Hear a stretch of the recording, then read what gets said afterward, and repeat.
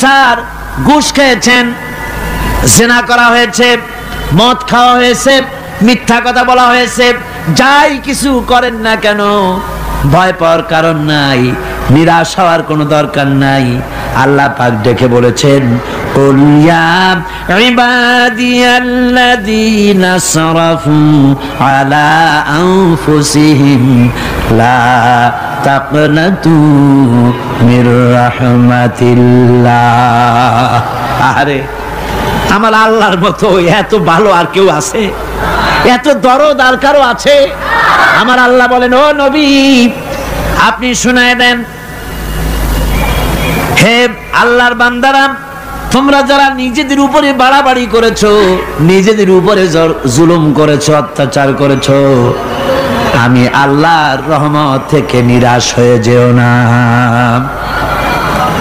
মানুষ যদি অপরাধ করে, বাপের সাথে অপরাধ করেছে, মায়ের সাথে অপরাধ করেছে, মা বাবা সন্তানের চাইতে এত বড় কল্যাণকামী তো আর কেউ নাই, কিন্তু মা বাবা কোনোদিন বলে না আয় আমার ছেলে তোরে মাফ করে দেই, এরকম বলে নাকি? মন চায় ছেলে যদি মাপ চাইতো খুশি হয়ে মাফ করে দিতাম, কিন্তু কেন যে আসে না, ডাকে না যে আয় মাফ করে দেই। মা বাপ আপনাকে এত ভালোবাসে, সেই মা বাপও আপনাকে বলে না যে আয় মাফ করে দেই। আমার আল্লাহ হচ্ছেন এমন আল্লাহ, আল্লাহ রাব্বুল আলামিন ডাকেন, এ বান্দা খুন করেছিস ফিরে আয়, জিনা করেছিস ফিরে আয়, হত্যা করেছিস ফিরে আয়, চুরি করেছিস ফিরে আয়, কুফরি করেছিস ফিরে আয়, সুদ খেয়েছিস, ঘুষ খেয়েছিস, মদ খেয়েছিস ফিরে আয়, এসে আমার দরবারে চোখের পানি ফেল, আমার দরবারে কাঁদাকাটি কর। ইন্নাল্লাহা ইয়াগফিরুয যুনুবা জামিআ ইন্নাহু হুয়াল গফুরুর রহিম। আমার দরবারে চোখের পানি ফেলে কাঁদ, আমি রব্বুল আলামিন জিন্দেগীর গুনাহ মাফ করে দেব। সুবহানাল্লাহ কোন, সুবহানাল্লাহ কোন। আমার কাছে কান, চোখের পানি ফেল।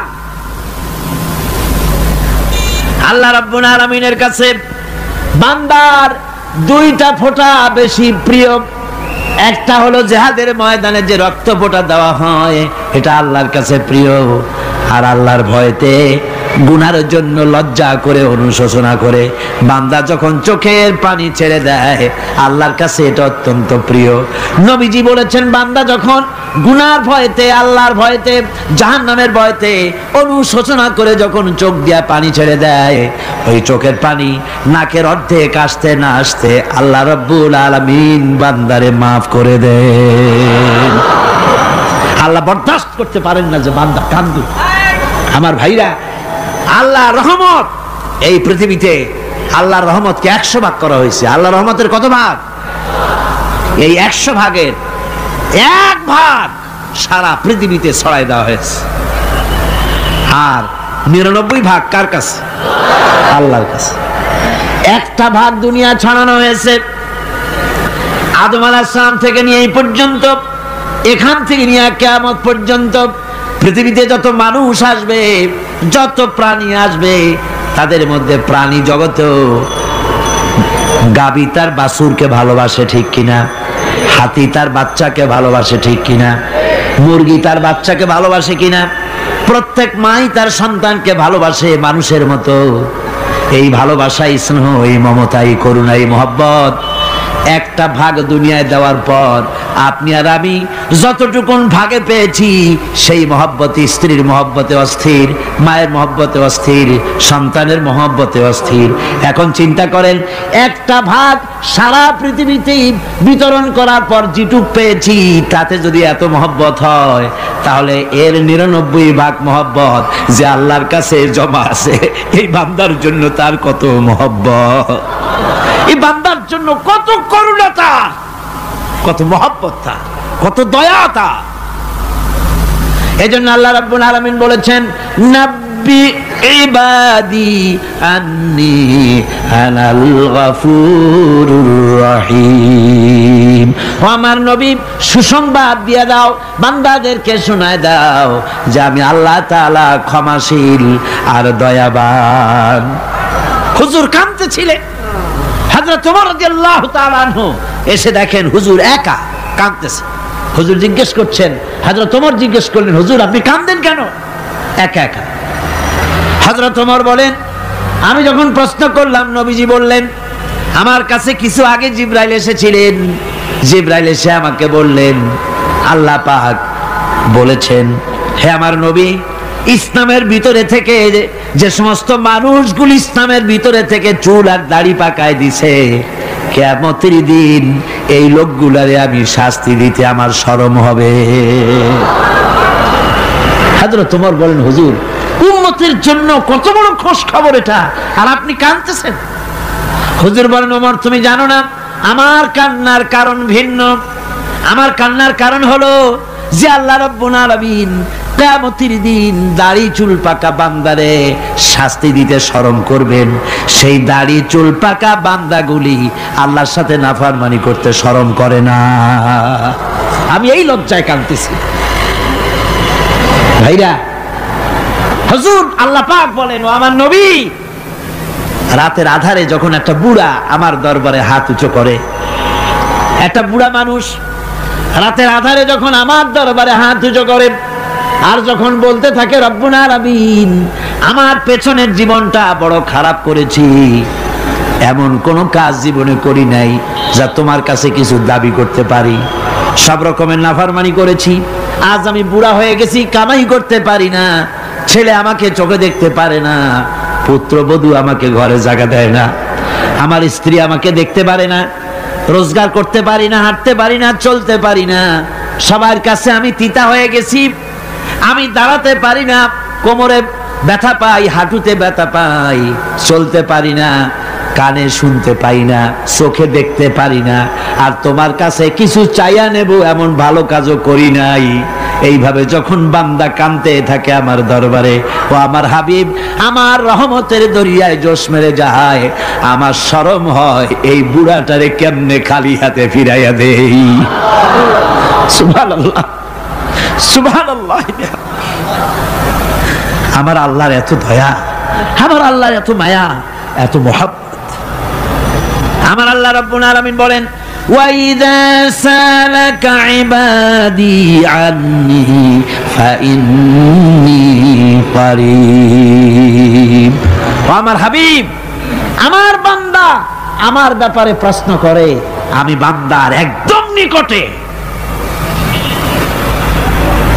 কোরআন শরীফের ভিতরে যত জায়গায় রাসূলকে বলা হয়েছে সুয়ালের কথা, আপনাকে প্রশ্ন করা হয়, আল্লাহ তার জবাব কুল এই কথা বলে জবাব দিয়েছেন। যত জায়গায় সুয়াল এসেছে, যেমন কোরআনে কারীমের মধ্যে আল্লাহ পাক বলেন, ওয়ায়াসআলুনাকা আনিল মাহিদ, মেয়েদের হায়েজ সম্পর্কে জিজ্ঞাসা করা হয়, কুল হিয়া আযা, হে নবী আপনি বলুন।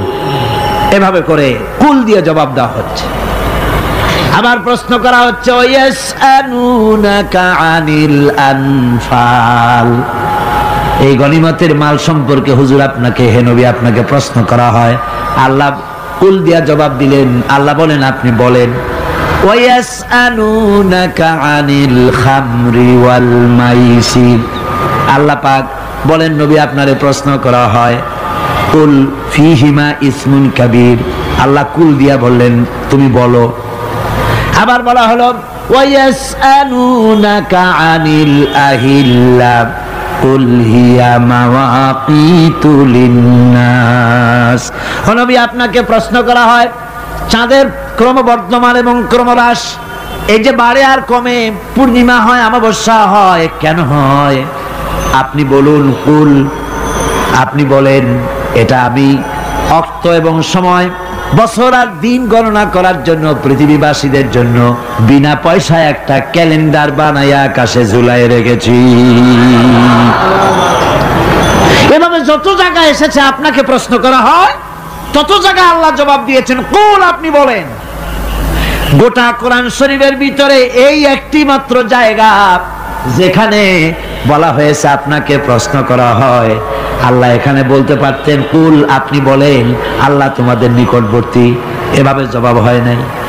এটা কায়দাটা হলো এই, আল্লাহ বলতেছেন ওয়াইজা সালাকা ইবাদি, ও আমার নবী, প্রশ্ন তো আমার বান্দারা আমার ব্যাপারে করেছে, এবার আপনার জবাবের কোনো দরকার নাই, প্রশ্ন আমার ব্যাপারে, আমি নিজে জবাব দিয়ে দেই, ফা ইন্নী কারীব।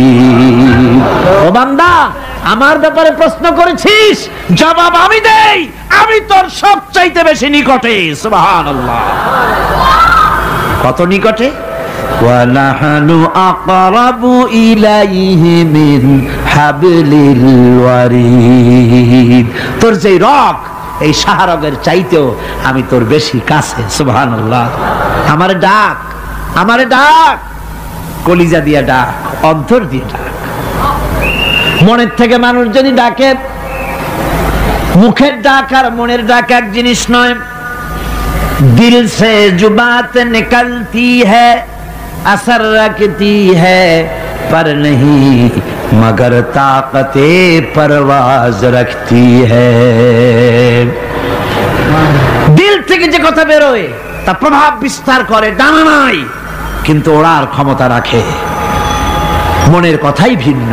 মন থেকে, দিল থেকে, কলিজা থেকে, অন্তরের গভীর কন্দর থেকে মুহাব্বতের সাথে কেউ যদি একবার বলে আল্লাহ, বলেন আল্লাহ, আল্লাহ,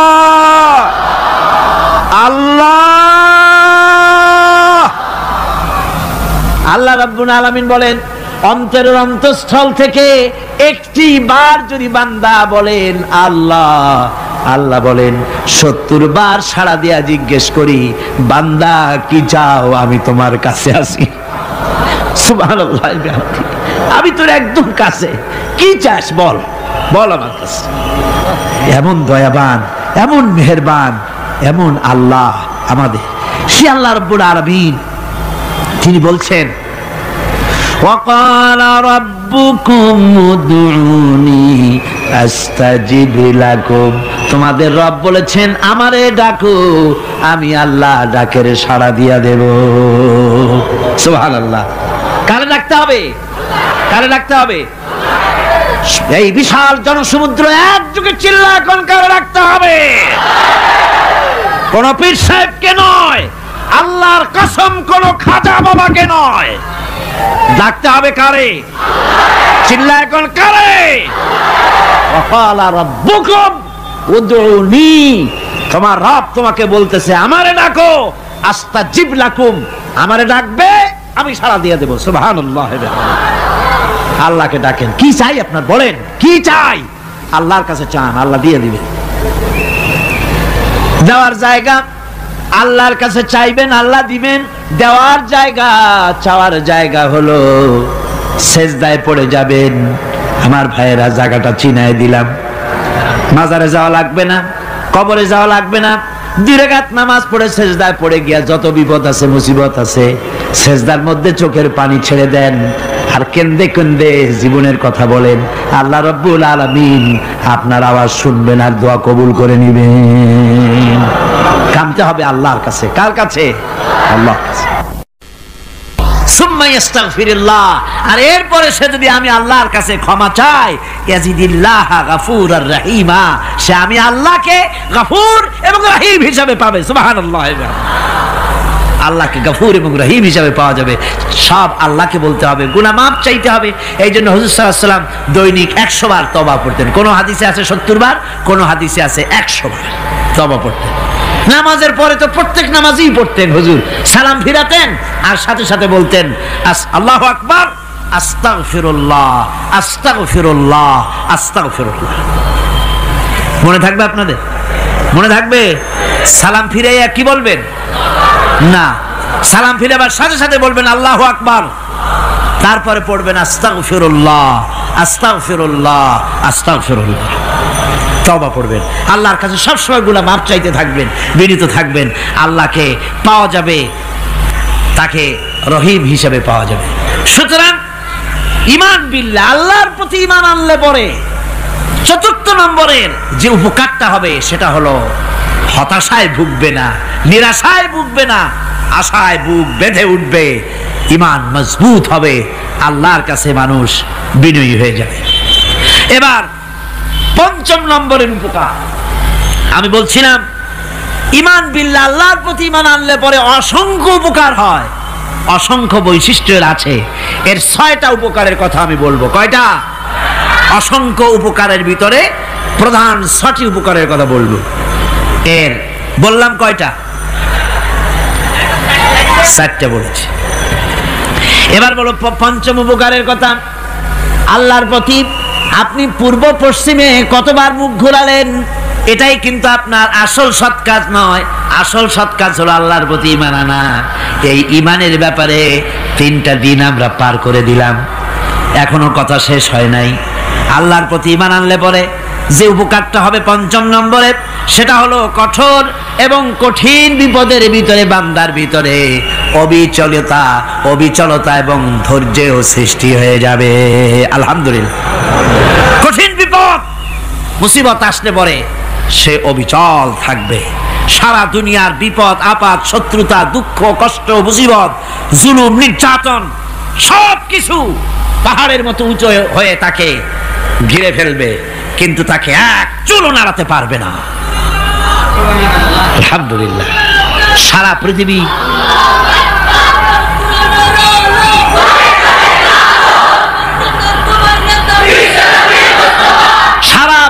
একদিকে আর সে একা একদিকে থাকবে। বিরোধিতা তো হবেই, বিপদ তো আসবেই।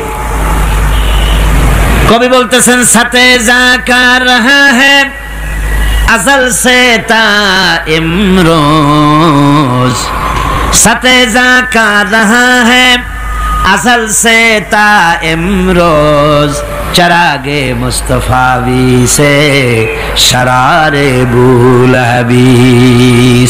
সে আবহমান কাল থেকে শুরু করে মুস্তাফা সাল্লাল্লাহু আলাইহি ওয়াসাল্লামের দীপ শিখার সাথে আবু জেহেল, আবু লাহাবের অগ্নিস্ফুলিঙ্গের টক্কর লেগেই আছে। রাসূলুল্লাহর আল্লাহর দেওয়া এই বিধান, এই দ্বীনের বাতিটা টিম টিম করে চলেছে।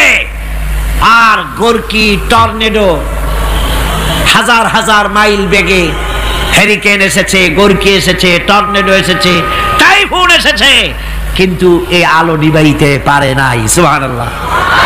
এই আলো নিভাতে পারে নাই। এই শত্রুতা চিরকালের, নিভাতে পারবে না। কারণ হচ্ছে আল্লাহ রাব্বুল আলামিন বলেছেন, ইউরিদুনা লিইউতফিউ নূরাল্লাহি বিআফওয়াহিহিম ওয়াল্লাহু মুতিম্মু নূরিহি ওয়ালাউ কারিহাল কাফিরুন। ওরা চায় মুখের ফু দিয়ে আমার আলোকে নিভিয়ে দেবে, কিন্তু আমি আমার আলোকে পূর্ণতা দান করব। তাতে কাফের বেঈমানদের কলজায় যত জ্বালা যন্ত্রণা হোক, আমার দ্বীন কেউ মিটাই দিতে পারবে না। সুবহানাল্লাহ। সুতরাং বিপদে অবিচলতা আসবে, সে অটল হবে, মজবুত হবে। কোরআনে কারীম বলতেছে, ওয়া কাযালিকা জাআলনা লিকুল্লি নাবিয়্যিন আদুওয়াম মিনাল মুজরিমিন। এই পৃথিবীতে এমনি করে আমি সকল নবীদের শত্রু বানিয়েছি, সব পাপিষ্ঠ অপরাধীদেরকে। নবীদের সাথে বিরোধিতা করেছে কারা? পাপিষ্ঠরা, অপরাধীরা। আজও খুঁজে দেখেন, আজও ইসলামী আন্দোলনের বিরোধিতা যারা করে সবগুলি কি? পাপিষ্ঠ। সত্য কি না কর? ইসলামী আন্দোলনের বিরোধিতা যারা করে হিসাব করে, চোখ দিয়ে তাকায় দেখেন, খুঁজে দেখেন তাদের নামগুলি। মদখোর, জিনাকার, বদমাশ, চোর, হাইজাকার, বেনামাজি, লুটেরা, মিথ্যাবাদী, সবচাইতে সমাজের নিকৃষ্ট লোকগুলি ইসলামের বিরোধিতা করে।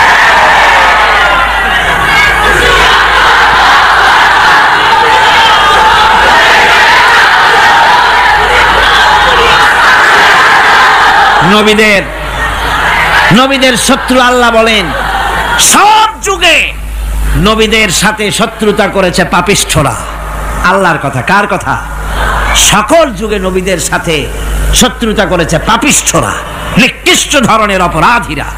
সুতরাং নবী রাসূলদের অবস্থা যখন এই, তখন দ্বীনের দাওয়াত যারাই দেবে তাদের কিসমত এরকম হবেই। এই বাধার মোকাবেলা তাদেরও করতে হবে। এই যে বাধাটা আসে, এই যে মারে, অপরাধ কি? এই যে তারা চোর বা ডাকাত যাদের মারা হয়। আল্লাহ রাব্বুল আলামিন বলেন অপরাধ হলো ওয়ামা নাকামু মিনহুম ইল্লা আইয়ুমিনু বিল্লাহিল আজিজিল হামিদ। অপরাধ হচ্ছে ঈমানদার লোকদের উপরে নির্যাতন চালিয়েছে, অন্য কোনো কারণে নয়। কারণ একটাই, তারা আল্লাহর জমিনে আল্লাহর দ্বীন প্রতিষ্ঠা করতে চেয়েছে, আর কোনো অপরাধ না। জমিন আল্লাহর, জমিন কার? এই বিশাল জনসমুদ্র গর্জে উঠুন একযোগে, বলুন জমিন কার? আইন চলবে কার? এখানেই সংঘর্ষ বেঁধেছে আবহমান কাল ধরে। মানুষ অত্যাচারিত হয়েছে, সাহাবায়ে কেরাম অত্যাচারিত হয়েছেন। বুখারী শরীফের হাদিসে এসেছে রাসূল করিম সাল্লাল্লাহু আলাইহি ওয়াসাল্লামের কাছে হযরতে খাব্বাব গিয়ে উপস্থিত হয়েছিলেন। হযরতে খাব্বাব বলেন, হাদিসটা এভাবে লেখা হয়েছে বুখারীতে, ওয়ান খাব্বাব বিনিল আরিদ রাদিয়াল্লাহু তাআলা আনহু قال شكونا إلى رسول الله صلى الله عليه وسلم وهو متوسد بردة له في ظل الكعبة। রাসূলুল্লাহর কাছে গেলাম, কাবা শরীফের কাছে গিয়ে দেখি নবীজি একটা চাদর গায়ে দিয়ে তিনি আরাম ফরমাচ্ছিলেন কাবা শরীফের ছায়ায়। সেখানে গিয়ে বললাম, আলা তাস্তানসিরু লানা আলা তাদউ লানা ইয়া রাসূলুল্লাহ, হে আল্লাহর রাসূল, আপনি কি আমাদের জন্য আল্লাহর কাছে দোয়া চাইবেন না? আপনি কি আল্লাহর কাছে আমাদের জন্য সাহায্য চাইবেন না?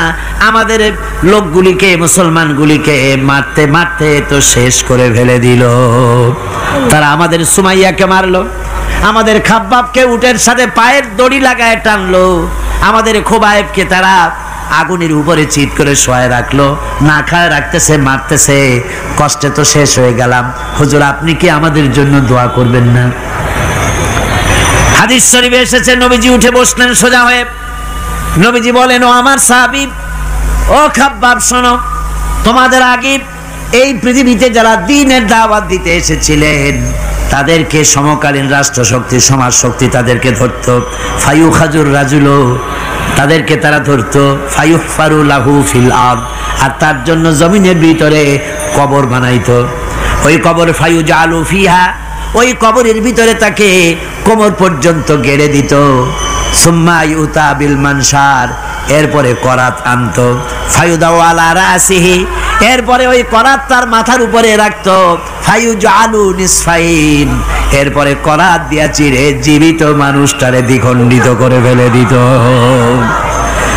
মা ইয়াসুদ্দুহু যালিকা আন দীনিহি, ও আমার খাব্বাব, এত কষ্ট দেওয়ার পরেও সেই যুগের কোন মুসলমানকে, দ্বীনের দায়ীদেরকে আল্লাহর দ্বীন থেকে এক চুলো তারা সরাই দিতে পারে নাই, এক চুলো সরাতে পারে নাই। ওয়াল্লাহি, ও খাব্বাব, আমি আমার আল্লাহর নামে কসম করে বলছি, লা ইউতাম্মান্নাল্লাহু হাযাল আমরা হাত্তা ইয়াসিরার রাকিবু মিন সানা ইলা হাযাল মাউত। আমি কসম করে বলি, আল্লাহ রাব্বুল আলামিনের এই সানা থেকে হাজারামত পর্যন্ত লোকেরা যাতায়াত করবে, সুন্দরী রমণীরা গমন করবে, সদাগরেরা যাতায়াত করবে, টাকা নিয়া পয়সা নিয়া যাতায়াত করবে। তাদের মনের মধ্যে লুটের ভয়, টাকার ভয়, চুরির ভয়, ডাকাতির ভয়, জেনার ভয়, হত্যার ভয়, ধর্ষণের ভয়, কোনো ভয় থাকবে না। লা ইয়াখাফু ইল্লাল্লাহ, আল্লাহ ছাড়া কোনো ভয় থাকবে না। এমন একটা সমাজ, এমন একটা সময় আসবে। ওয়ালাকিন্নাকুম তাস্তাজিলুন, অথচ খুব তাড়াহুড়ো তোমরা করতেছো। তাড়াহুড়ো করো না, সময় আসবে ইনশাআল্লাহ। আর সে সময় আসছিল মদিনায়, আসে নাই? আসে নাই? সুতরাং আজও চট্টগ্রামের এই বিশাল জনসমুদ্রকে বলতে চাই, নির্যাতন, স্বৈরাচার, জুলুম, অত্যাচার, হত্যাকাণ্ড যা কিছু ঘটতেছে, ধৈর্য ধরুন, আন্দোলনে শরীক হন, জান বাজি রাখুন। এ বাংলাদেশেও আগামী যে পার্লামেন্ট হবে, আগামী জাতীয় নির্বাচনে যে পার্লামেন্ট তৈরি হবে, ইনশাআল্লাহ সেই পার্লামেন্ট হবে কোরআনের পার্লামেন্ট ইনশাআল্লাহ।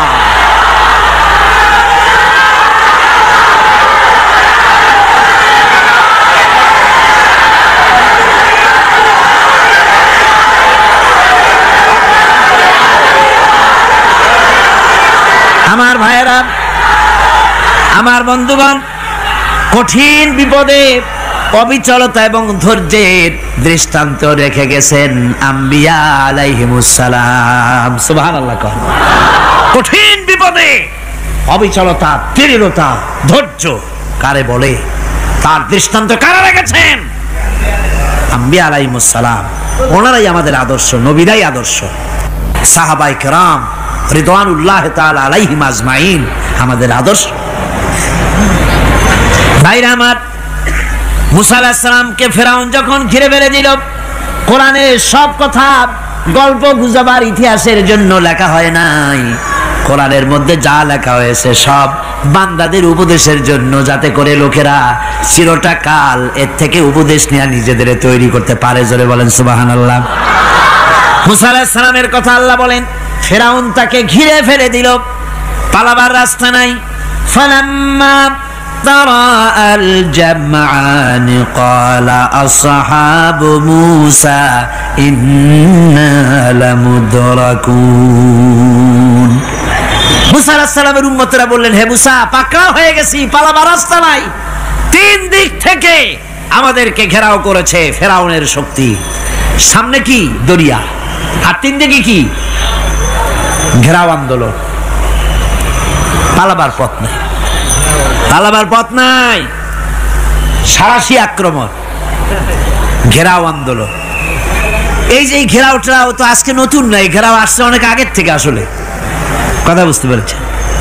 মাইক না থাকলে আমি কি করবো কোন? আজকে এরকম হচ্ছে কেন? আগামীকাল ঠিক হবে ইনশাআল্লাহ, রাগ করেন না। গান হচ্ছে, বসেন বসেন। শয়তান ঢুকছে মাইকের মধ্যে। অনেক সময় হয় কি, মাইকের হাই পাওয়ারের যে মেশিন আছে, এর ভিতরে ইথার থেকে রেডিওর ওই গানগুলি ওর মধ্যে ঢুকে পড়ে। কথা বুঝতে পেরেছেন? এই জন্য শয়তান তো আর বসে থাকে না, ওরও তো কিছু করার আছে। ধৈর্য ধরেন, ধৈর্য ধরেন। কালকে অপারেটরদেরকে মাওলানা শামসুদ্দিন সাহেবের কাছে অনুরোধ করব, অপারেটর একটু ভালো করে হেদায়েত করে দেবেন মাইকে। আজকে আমার নিজেরও কষ্ট হচ্ছে, আমিও বুঝতে পারছি না যে আমার কথাগুলি কি আওয়াজে বেরোচ্ছে, যার জন্য আমাকে বেশি চিল্লাইতে হচ্ছে। বক্তাকে কি লাউডে তার কথা বেরোচ্ছে তা তার কানে আসতে হয়, তাহলে বোঝা যায় যে আমার কথাগুলি কিভাবে বেরোচ্ছে। এটা এই অবস্থায় সিচুয়েশন আজকে নাই, এবং লোকেরাও মাইকের ব্যাপারে আজকে অভিযোগ করেছে, যা বিগত 16 বছরে করে নাই। সেটের ব্যাপারে কোথাও কোনো অসুবিধা হয়েছে? মাইকটা ভালো, এবং মাইক যারা দেন প্রতি বছর খেদমত করে, আল্লাহ তাদের প্রতি রহম করুন। সবাই বলেন আমিন। এদেরকে রাগ করে পথে পাই আবার মারধর করেন না। সিলেটের যে তাফসির মাহফিল হয়, বিগত 19 বছর তাফসির করেছি একটানা, এবার 20 বছর পুরো হবে ইনশাআল্লাহ। সিলেটে একটানা 20 বছর তাফসির করতেছি সেখানে। তো মাইক যে একটা লোক বিনা পয়সায় মাইক দেয়, মাইকের ভাড়া সে নেয় না, তাফসিরের মাহফিলের মাইকের ভাড়া নেয় না। যে বছর এরশাদ সরকার আমাকে প্লেন থেকে নামতে দিল না, আপনাদের মনে আছে? সিলেট থেকে ফিরাই দিল। এই খবরটা মাইকম্যান যখন শুনেছে যে আমাকে নামতে দেয় নাই, ফিরাই দেওয়া হয়েছে, সাথে সাথে স্ট্রোক করেছে, হার্ট ফেল করে দুনিয়া থেকে বিদায় হয়ে গিয়েছে। সিলেটে তাফসির হতে পারবে না এই কথা সে বরদাস্ত করতে পারে নাই। আমি কেঁদেছি আর দোয়া করেছি, আল্লাহ কোরআনের মহব্বতে লোকটার এই অবস্থা হলো, তোমার জান্নাত তুমি দয়া করে তাকে দান করে দিও। কাজে কোনো ব্যবসায়ী চায় না যে তার ব্যবসাটা খারাপ হোক, লোকেরা মন্দ বলুক। এ মাইকের ব্যাপারে আপনারা আজকে রাগারাগ করেন না, যা হয়েছে কালকে ভালো হবে ইনশাআল্লাহ। সবাই বলেন ইনশাআল্লাহ। এখন চলেন আমরা ফেরাউনের অবস্থা দেখি গিয়া কি করতেছে ফেরাউন। মুসা আলাইহিস সালামকে ঘেরাও করে ফেলেছে, পালাবার উপায় নাই। একদিকে দরিয়া, তিন দিকে ফেরাউনের শক্তি। এই যে ঘেরাও টেরাও মানে নতুন তো না, ধর্মঘট নতুন না, পুরানা জিনিস। এই পৃথিবীতে সর্বপ্রথম ধর্মঘট কিসের উপরে হয়েছে জানেন? এই পৃথিবীর প্রথম ধর্মঘট হয়েছে পেঁয়াজ রসুন আর ডাইলের উপরে, মুসা আলাইহিস সালামের জামানায়। লান নাসবিরা আলা তাআমিন ওয়াহিদ, আমরা এক রকমের খাদ্য আর খাবো না, আমাদের পেঁয়াজ দেওয়া লাগবে, ডাল দেওয়া লাগবে, রসুন দেওয়া লাগবে। সর্বপ্রথম ধর্মঘট হয় মুসা আলাইহিস সালামের জামানায়, সেখান থেকে শুরু হয়েছে। কিন্তু মশাল মিছিল যে আসলো কই থেকে এইটা আমি খুঁজে পাইনি। পরে প্রত্যেকটা জিনিসের ইতিহাস আছে, আমি খুঁজতে খুঁজতে পেলাম। আমি জানি না এর ইতিহাস মূলে কোথায়, কিন্তু আমি যতদূর খুঁজে পাইছি সেটা হলো মশাল মিছিলের আবিষ্কার হয়েছে লঙ্কায় রাবণের সময়। হনুমানের লেজে আগুন দিয়া তারপরে লঙ্কা কাণ্ড ঘষালো, নামই আছে লঙ্কা কাণ্ড। হনুমানেরা লেজে আগুন দিয়ে রাবণ যে লঙ্কায় মশাল মিছিল করেছিল হনুমানরে দিয়া, ওই হনুমানের ওই সিস্টেমটা এখনো আমাদের দেশে চালু আছে। এইটা আসলে কোন ভদ্রলোকের এই মিছিল হওয়া উচিত না। আগুন নিয়ে কিসের মিছিল? আগুন হলো জাহান্নামের প্রতীক। আগুন কিসের প্রতীক? জাহান্নামের প্রতীক। যদিও আমাদের উপকারে লাগে, কাজে লাগে। সুতরাং আমরা যা করব প্রত্যেকটা জিনিসের পেছনে সুন্নতে নববীর কোনো না কিছু থাকতে হবে। কথা বুঝতে পেরেছেন? তিন দিক থেকে ঘেরাও হয়ে গেছে, পালাবার কোনো রাস্তা নেই। হযরতে মুসা আলাইহিস সালামের কাছে উম্মতেরা বললেন, পালাবার তো কোনো পথ নাই, এখন উপায়টা কি? আমাদের তো আর উপায় নাই। মুসা আলাইহিস সালাম দেখেন বিপদে পড়ে গেছেন, কিন্তু ধৈর্য হারান নাই, ভয় পান নাই। ভয় পাইছিলেন? ভয় পেয়েছেন? প্রশ্নই ওঠে না। মুসা আলাইহিস সালাম আল্লাহ পাক যাদেরকে বলেছেন উলুল আজম রাসূল, যাদের বলেছেন তার মধ্যে হযরত মুসা একজন উলুল আজম পয়গম্বর। চারটিখানি কথা না, আল্লাহ কথা বলছেন তার সাথে, কালিমুল্লাহ তিনি। সুবহানাল্লাহ। কর মুসা আলাইহিস সালাম শোনালেন, কাল্লা ইন্না মাইয়া রাব্বি সায়াহদিন। কখনো নয়, আমার উম্মতেরা ভয় পেও না, আমার রব অবশ্যই আমাকে পথ দেখাবেন। সুবহানাল্লাহ। তিন দিক থেকে শত্রু, একদিকে দরিয়া, পালাবার কোন রাস্তা নাই। সেখানে দৃঢ়তার সাথে তিনি বলছেন, অবশ্যই আমার আল্লাহ আমারে পথ দেখাবে। সুবহানাল্লাহ। নবীরা এই দৃঢ়তা দেখিয়েছেন, অবিচলতা দেখাইছেন। আল্লাহ পাক মুসা আলাইহিস সালাম যখন এই দৃঢ়তা দেখালেন, এই অবিচলতা দেখালেন, সঙ্গে সঙ্গে জিবরাইল এসে হাজির হয়ে গেলেন। আল্লাহ পাক বলেন, ফাআওহাইনা ইলা মুসা আন আদরিব বিআসাকাল বাহরা ফানফালাকা ফাকানা কুল্লু ফিরকিন কাত্তাউদিল আযীম। মুসা আলাইহিস সালামকে আমি ওহী নাজিল করলাম, তাকে বললাম হাতে যে লাঠি আছে এই লাঠি দিয়ে আঘাত করো দরিয়ার উপরে। দরিয়ার উপরে আঘাত করলেন, একটা রাস্তা হয় নাই, 12টা রাস্তা তৈরি হয়ে গেল। আর দেওয়ালগুলা পাহাড়ের মতো উঁচা হয়ে গেল। দরিয়ার ভিতরে পাহাড়ের মতো উঁচা মজবুত 12টা রাস্তা। এবার মুসা আলাইহিস সালাম তার দলবল নিয়ে চললেন। আল্লাহ রাব্বুল আলামিন বলেন, ওয়া আনজাইনা মুসা ওয়া মান মাআহু আজমাইন। মুসা এবং তার সাথী সঙ্গীদেরকে আমি পার করে দিলাম। মুসা আলাইহিস সালাম এবং তার সাথী সঙ্গী নিয়ে যখন দরিয়ার মাঝখানে আসছে, ফেরাউন তার দলবল নিয়ে এসে গেছে। আসে দেখে নদীর মধ্যে রাস্তা। বাবা, খুব তো কায়দা। ও মনে করছে ওর বাজানের তৈরি করা ডিস্ট্রিক্ট বোর্ডের রাস্তা। ওর লোকজন নিয়ে নেমে গেছে দরিয়ার ভিতরে, ও আসছে মাঝখানে। মুসা আলাইহিস সালাম চলে গেছেন ওপার, দরিয়া পার। মাঝখানে যখন এসে গেল, আল্লাহ রাব্বুল আলামিন পানিকে অর্ডার করলেন কুন। আল্লাহর তো বটন টেপা লাগে না, মুখ দিয়া কোনো হুকুম করা লাগে না, শুধু বলেন কুন। যে ব্যাপারে কুন বলেন ফায়াকুন, সাথে সাথে হয়ে যায়। আল্লাহ বললেন কুন, আর অমনি রাস্তা বন্ধ হয়ে গেল। এবার তুফান শুরু হয়েছে নদীতে, ঢেউয়ের উপরে ঢেউ, মৌজুন কাল জিবাল, পাহাড়ের মতো উঁচু হয়ে হয়ে ঢেউ আসতেছে। দলবল ঘোড়া আর অস্ত্রপাতি যা ছিল সব মরে শেষ। এবার ফেরাউন একা উপরে ওঠে আর নিচে নামে, পানি খেতে খেতে পেটের কাম সারা, জনমের খাওয়া খাইছে পানি। এখন জান যায়, বাঁচবার আর উপায় নাই, বাঁচবার আর উপায় নাই। ফেরাউন তার নিজের জীবন সম্পর্কে হতাশ হয়ে গেল। এবার ফেরাউন বলতেছে, আমানতু আন্নাহু লা ইলাহা ইল্লাল্লাযী আমানাত বিহি বানু ইসরাঈল। আমি ঈমান আনলাম, আমি ঈমান আনলাম আল্লাহ ছাড়া কোনো ইলাহা নাই। ওই আল্লাহর উপর ঈমান আনলাম যে আল্লাহর উপর ঈমান এনেছে বনি ইসরাঈলেরা। আল্লাহ যাতে ঠিক পায় যে কোন আল্লাহর উপর ঈমান আনছে। বনি ইসরাঈলের আল্লাহর উপর ঈমান আনলাম। আল্লাহ এই তো মুসলমান হয়ে গেছি, এরপরও আমারে সুবাও কেন? আল্লাহ রাব্বুল আলামিন জবাবে বলেন, আল আন, এখন ওয়াকাদ আসাইতা ক্বাবলু ওয়া কুনতা মিনাল মুফসিদিন।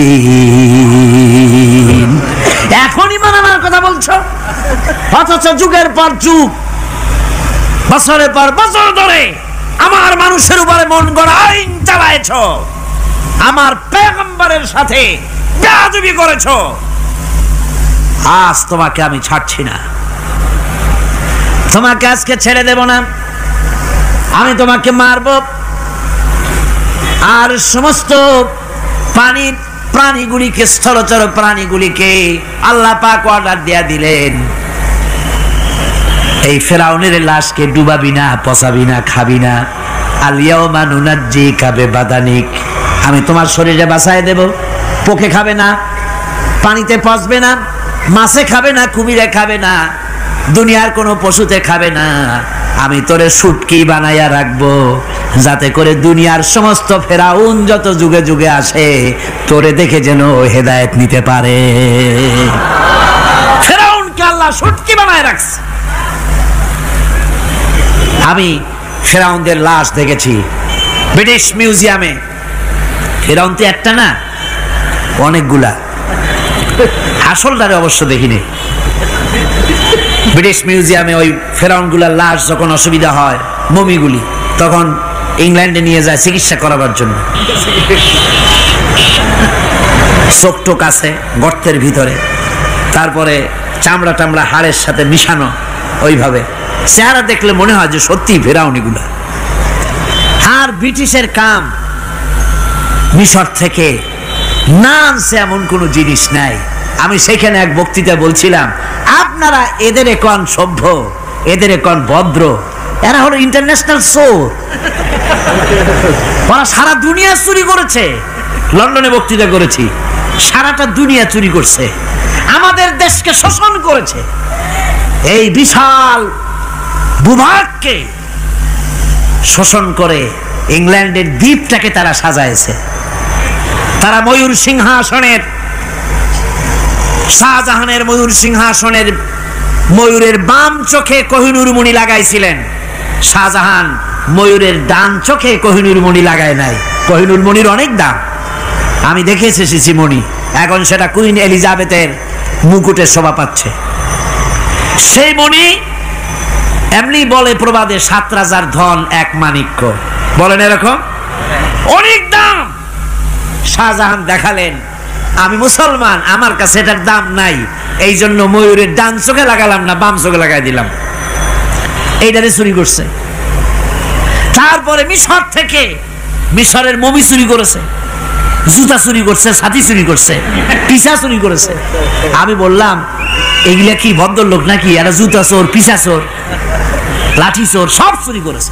যাই দেখেন ব্রিটিশ মিউজিয়ামের মধ্যে সব দুনিয়ার চুরি করা জিনিস নিয়ে তারা মানুষকে দেখাইয়া পয়সা উপার্জন করছে। টিপু সুলতানের তরবারিটা পর্যন্ত চুরি করেছে। আজ পর্যন্ত ব্রিটিশ মিউজিয়ামে টিপু সুলতানের তরবারিটা আছে, আমি তরবারিটা দেখে এসেছি। আমার বন্ধুগণ, বলতেছিলাম যে পৃথিবীতে আল্লাহ রাব্বুল আলামিন নবীরা তাদের চরিত্র দিয়ে বিপদের মোকাবেলা করে, দুনিয়ার সামনে কঠিন বিপদের মোকাবেলা করে অবিচলতা, দৃঢ়তা দেখায় গেছেন যে কেমন করে এই পৃথিবীতে বিপদের সামনে মোকাবেলা করতে হয়। ধৈর্য ধরতে হবে, বিপদ আসবে পাহাড় সমান হয়ে, আপনাকে ধৈর্য ধারণ করতে হবে সেভাবে বুক বেঁধে। যেহেতু এটা যদি বিশ্বাস হয় যে আমার কিসমতে যা আছে তার থেকে বেশি কিছু হবে না, তাহলেই আপনার ধৈর্য আসবে, ভয় পাবেন না। কথা ঠিক কিনা কন? এবারে হযরত হুদ আলাইহিস সালাম সম্পর্কে আল্লাহ রাব্বুল আলামিন বলেন, হযরতে হুদকে যখন ষড়যন্ত্র হলো, কাফির বেঈমানেরা তাকে মেরে ফেলার জন্য যখন সরকারি ষড়যন্ত্রে লিপ্ত হয়ে গেল, হযরতে হুদ সমাজের এই চ্যালেঞ্জের মোকাবেলা করলেন। হযরত হুদ বলেন, ফাকিদুনি জামিআন সুম্মা লা তুনজিরুন ইন্নী তাওয়াক্কালতু আলাল্লাহি রাব্বি ওয়া রাব্বিকুম। তোমরা তোমাদের ষড়যন্ত্র আমার বিরুদ্ধে যত পারো আমার বিরুদ্ধে ষড়যন্ত্র চালাও, এতটুকুন আমার অবকাশ দিও না। আমি এমন আল্লাহর উপরে ভরসা করেছি যার হাতের ভিতরে তোমাদেরও জান আর আমারও জান। যা পারো তাই করো। সরকার সমস্ত শক্তি একত্রিত হয়ে আমার মোকাবেলা করো। একদিকে হুদ আলাইহিস সালাম, আর একদিকে গোটা জাতি। হযরত হুদ ভয় পায় নাই। সুবহানাল্লাহ কোন? ঈমান বিল্লাহ মানুষের কলিজাকে এভাবে শক্ত করে দেয়। কোন আলহামদুলিল্লাহ। এবারে এই বিপদের, কঠিন বিপদের মোকাবেলা করে আমার রাসূল যে প্রমাণ দিয়া গেলেন, আমার রাসূল যে কঠিন বিপদের মোকাবেলা করলেন, ভাইরা আমার, হিজরতের রাতে সওর পাহাড়ের ভিতরে যখন তিনি আশ্রয় নিলেন, হযরতে আবু বকর সাথে ছিলেন। হযরতে আবু বকর রাদিয়াল্লাহু তাআলা আনহু বলেন, হুজুর আপনি দাঁড়ান, এটা তো পাহাড়িয়া গুহা, গুহার ভিতরে সাপ থাকতে পারে, বিচ্ছু থাকতে পারে, আমি আগে ঢুকি, বিপদ যদি হয় আমার উপর থেকে হয়ে যাক। গুহার ভিতরে নেমে গুহা সাফ করলেন। এরপরে হুজুরকে ডাকলেন, হুজুর তাশরীফ নিলেন গুহার ভিতরে। এরপরে হুজুর বললেন, আবু বকর পাহাড়ে হেঁটে হেঁটে 2-3টা পাহাড় পাড়ি দিয়া যাওয়া লাগে সোর পাহাড়ে। মদিনার সোজা রাস্তা হুজুর ধরেন নাই, মেসফালার পথ দিয়া জাবালে খেদোয়ার উপর দিয়া 3টা পাহাড় পাড়ি দিয়া তারপরে হুজুর গেলেন সোর পাহাড়ে। গুহার ভিতরে হুজুর তাশরীফ নিলেন। বললেন, আবু বকর তুমি বসো, তোমার উরুর উপরে মাথা রেখে আমি একটু আরাম করি।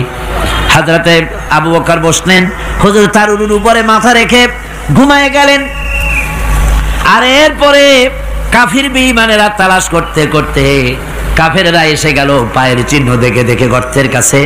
হযরত আবু বকর ভয়তে কেঁদে ফেললেন, আহারে আর তো উপায় নাই, এবার তো ধরা পড়ে গেছি, এবার নবীজিকে মেরে ফেলে দেবে। নবীর মহব্বতে, নিজের মহব্বতে নয়, নবীর মহব্বতে কাঁদতেছিলেন। হুজুর বলেন, হুজুরের ঘুম ভেঙে গেল। বলো আবু বকর কাঁদো কেন? ছেলের কথা, মেয়ের কথা, বিবির কথা, বাড়ির কথা মনে পড়লো নাকি? হযরত আবু বকর বলেন, ইয়া রাসূলুল্লাহ, আল্লাহর কসম করে বলি, যেদিন ঈমান এনেছি এই কলিজার ভিতরে মা বাপ, স্ত্রী, পুত্র, পরিজন, এমনকি আমার নিজের জীবনের চাইতে আপনারে বেশি ভালোবাসি। তা কাঁদো কেন? কাঁদো কেন? হযরত আবু বকর বলেন, হুজুর ধরা পড়ে গেছি, কাফেররা এসে গেছে গর্তের কাছে, তাকালি আমাদের দেখতে পাবে, আমরা তো মাইনরিটি, ওরা তো মেজরিটি, আমরা তো ধরে মারি ফেলাই দেবে, আপনাকে মেরে ফেলে দেবে, এই জন্য কাঁদি। আল্লাহ রাব্বুল আলামিন, হুজুর তখন কি দৃঢ়তা, কি অবিচলতা, কি ধৈর্যের পাহাড় সম মনোবৃত্তি তখন দেখালেন। আল্লাহ কোরআন শরীফে চিরকাল যাতে মানুষেরা হেদায়েত নিতে পারে সেজন্য হুজুরের কথা উঠায় দিলেন কোরআনে। আল্লাহ পাক বলেন, ইযহুমা ফিল গার ইয ইয়াকুলু লিসাহিবিহি লা তাহজান ইন্নাল্লাহা মা'ানা। ও বন্ধু, ভয় পেও না, আল্লাহ আমাদের সাথে আছেন। সুবহানাল্লাহ কোন? আল্লাহ আমাদের সাথে আছেন। আমরা মাইনরিটি নই, আমরাই মেজরিটি। আল্লাহ আছে আমার সাথে, ভয় পাওয়ার কোনো কারণ নাই। সুবহানাল্লাহ। আল্লাহ পাক বলেন, فأنزلallahu সাকিনাতাহু আলাইহি ওয়া আইয়াদাহু বিজুনুদিন লাম তারাওহা। আমি এদের অন্তরের ভিতরে আমি শান্তি নাজিল করে দিলাম, প্রশান্তি দিয়া দিলাম, আর আমি সাহায্য করলাম, আর এমন সব সৈন্য পাঠায় দিলাম যে সৈন্যগুলি তোমরা দেখতে পাও নাই। সুবহানাল্লাহ ওয়া বিহামদিহি। ভাইরা আমার, রাসূল করিম সাল্লাল্লাহু আলাইহি সাল্লাম এই বিপদের মাঝে, চরম বিপদের মাঝে অবিচলতা, দৃঢ়তা, কঠিন আত্মনির্ভরতা দেখিয়েছেন। এগুলি হলো ঈমানের ৫ম নম্বরের উপকারিতা। আল্লাহর প্রতি ঈমান আনলে এভাবে পাহাড় সম ঈমান মজবুত হয়ে যায়। জেলের পরোয়া করি না, ফাঁসির পরোয়া করি না, শহীদ হওয়ার পরোয়া করি না, মেরে ফেলে দেবে, উড়ায় দেবে, হত্যা করবে, পরোয়া করি না। পরোয়া করি কেবলমাত্র কাকে? জোরে বলেন কারে? এইরকম মুসলমান হাজার হাজার লাখ লাখ দরকার নাই, ৩১৩ জন যথেষ্ট। কয়জন যথেষ্ট? ৩১৩ জন যথেষ্ট। বদরে যারা জান দিয়ে মাল দিয়ে দ্বীনকে প্রতিষ্ঠিত করেছিলেন, এরকম ৩১৩ জনই যথেষ্ট ছিল। আল্লাহর দ্বীনকে কায়েম করার জন্য যদি রক্ত দেওয়া লাগে, তাহলে এই বিশাল জনসমুদ্রকে প্রশ্ন করি, ভয় পাবেন? রক্ত দিতে পারবেন? যদি জেলে যাওয়া লাগে যেতে পারবেন? যদি শহীদ হতে হয় তাও কি পারবেন? এই দৃঢ়তা, এই অবিচলতা, এই ঈমান, এই ধৈর্য শিক্ষা দেয়, এই উপকার করে ঈমান বিল্লাহ। আল্লাহর প্রতি ঈমান আনলে এভাবে পাহাড়ের মতো শক্ত হয়ে যায় কলিজা। কোন আলহামদুলিল্লাহ। আমার বন্ধুগণ, এবার আমি বলবো সর্বশেষ উপকারের কথাটা বলি, মোনাজাত ছেড়ে দেব। কয়টার কথা বলছিলাম? উপকার ৬টা উপকারের কথা বলেছি। অনেকগুলি বৈশিষ্ট্য, অনেকগুলি উপকারের মধ্যে আল্লাহর প্রতি ঈমানের ৬টা উপকারের কথা ৫টা বলা হয়ে গেছে। এবার ৬ষ্ঠ নম্বর এবং শেষ নম্বর, এটা হচ্ছে আল্লাহর প্রতি ঈমান আনলে পরে তার দ্বারা সবচাইতে বেশি ফায়দা পায় সমাজ এবং রাষ্ট্র। কোন আলহামদুলিল্লাহ, কোন আলহামদুলিল্লাহ। আল্লাহর প্রতি ঈমানের দ্বারা নৈতিক সংশোধন হয় এবং রাষ্ট্র আর সমাজ সবচাইতে বেশি উপকৃত হয়। কারণ হলো ঈমানদার ব্যক্তি আল্লাহর প্রতি যে ঈমান এনেছে, তার মনের মধ্যে ধারণা এটা হয়, আমার কোনো কাজ তো গোপন থাকে না। ইন্নাল্লাহা লা ইয়াখফা আলাইহি শাইউন ফিল আরদি ওয়ালা ফিস সামা। আল্লাহর কাছে গোপন বলতে কিছু নাই, আকাশেও নাই, জমিনেও নাই, কোনো কিছু গোপন নাই। সুতরাং আমি যা করি সব আল্লাহ দেখেন এবং শোনেন। এমনকি মানুষ যে কল্পনা করে, সে কল্পনাও আল্লাহ টের পায় না, নাকি? টের পায় কিনা? ওয়াইন তুবদু মিন আনফুসিকুম আও তুখফুহু ইউহাসিবুকুম বিহিল্লাহ। মনের ভিতরে যে কল্পনা করো, আল্লাহ পাক বলেন এই কল্পনারও হিসাব আমি রব্বুল আলামিন তোমার কাছ থেকে নেব। ফায়ুআযযিবু মান ইয়াশাউ, যারে খুশি শাস্তি দেব, আর যারে খুশি আমি মাফ করে দেব। জোরে বলেন সুবহানাল্লাহ।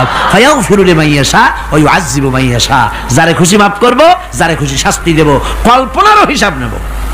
এই কথা মুমিনের যদি জানা থাকে, তাহলে আর তার কোনো চিন্তা থাকে না, তার নৈতিক চরিত্র ভালো হয়ে যায়। কোন সুবহানাল্লাহ। মোনাজাতের কথা শুনে গতকাল বলছিলাম যে মোনাজাতের কথা শুনে যারা হাঁটে, আমি বুঝি না, আমার বুঝে আসে না যে এটা কেমন ধরনের নৈতিকতা। আপনি আপনার বিবেককে কি বুঝান? এই বিশাল জনসমুদ্র নিয়ে আল্লাহর কাছে হাত তুলবো, দোয়া করব, মোনাজাত করব, এই লোভ সম্বরণ করেন কি করে? আশ্চর্য কথা, আশ্চর্য কথা। আমার বন্ধুগণ, ঈমানদার লোক, আল্লাহর প্রতি ঈমান আসলে পরে সমাজ উপকৃত হয়, রাষ্ট্র উপকৃত হয়ে যায়। যেহেতু বান্দা জানে আমি দায়িত্বহীন কোনো কথা বলতে পারবো না, দায়িত্বহীন কোনো কাজ করতে পারবো না। আল্লাহ পাক বলেছেন মা ইয়ালফিযু মিন কাউলিন ইল্লা লাদাইহি রাকীবুন আতীদ। বান্দা এমন কোনো কথা বলে না যে কথা আমার ফেরেশতারা রেকর্ড করে না রাখে। কাজী মুমিন ব্যক্তি আল্লাহর ভয়তে দায়িত্বহীন কথা বলবে না। নির্বাচন আসতে পরে রাস্তা সোনা দিয়ে বান্দায় দেব, এই করব সেই করব, না খাইয়া কেউ মরবেন না। আসে না নির্বাচনের সময় সারাগালি বদনারা মঞ্চে দাঁড়িয়ে কত বড় বক্তৃতা করে, ভাইয়ের আমার বোনের আমার, এবার আমার বোতল মার্কা বাক্স, আপনারা আমাকে ভোট দিয়ে দেশ এবং জাতির আরেকবার 12:30 বাজাইবার সুযোগ দিন। এবার ক্ষমতায় গেলে কেউ না খাইয়া মরবেন না, কিন্তু কি খাইয়া মরবে তাও বলে না। এর মারফতি অর্থ হচ্ছে এই, ওরা যদি ক্ষমতায় যেতে পারে তাহলে বিষ খাইয়া হোক, গুলি খাইয়া হোক, কিছু না কিছু খেয়ে মরতে হবে। একেবারে খালি পেটে মরলে গ্যাস্ট্রিক হওয়ার সম্ভাবনা আছে। ঈমান বিল্লাহ যদি না থাকে, আল্লাহর ভয় যদি না থাকে, তাহলে দায়িত্বহীন কথা বলে।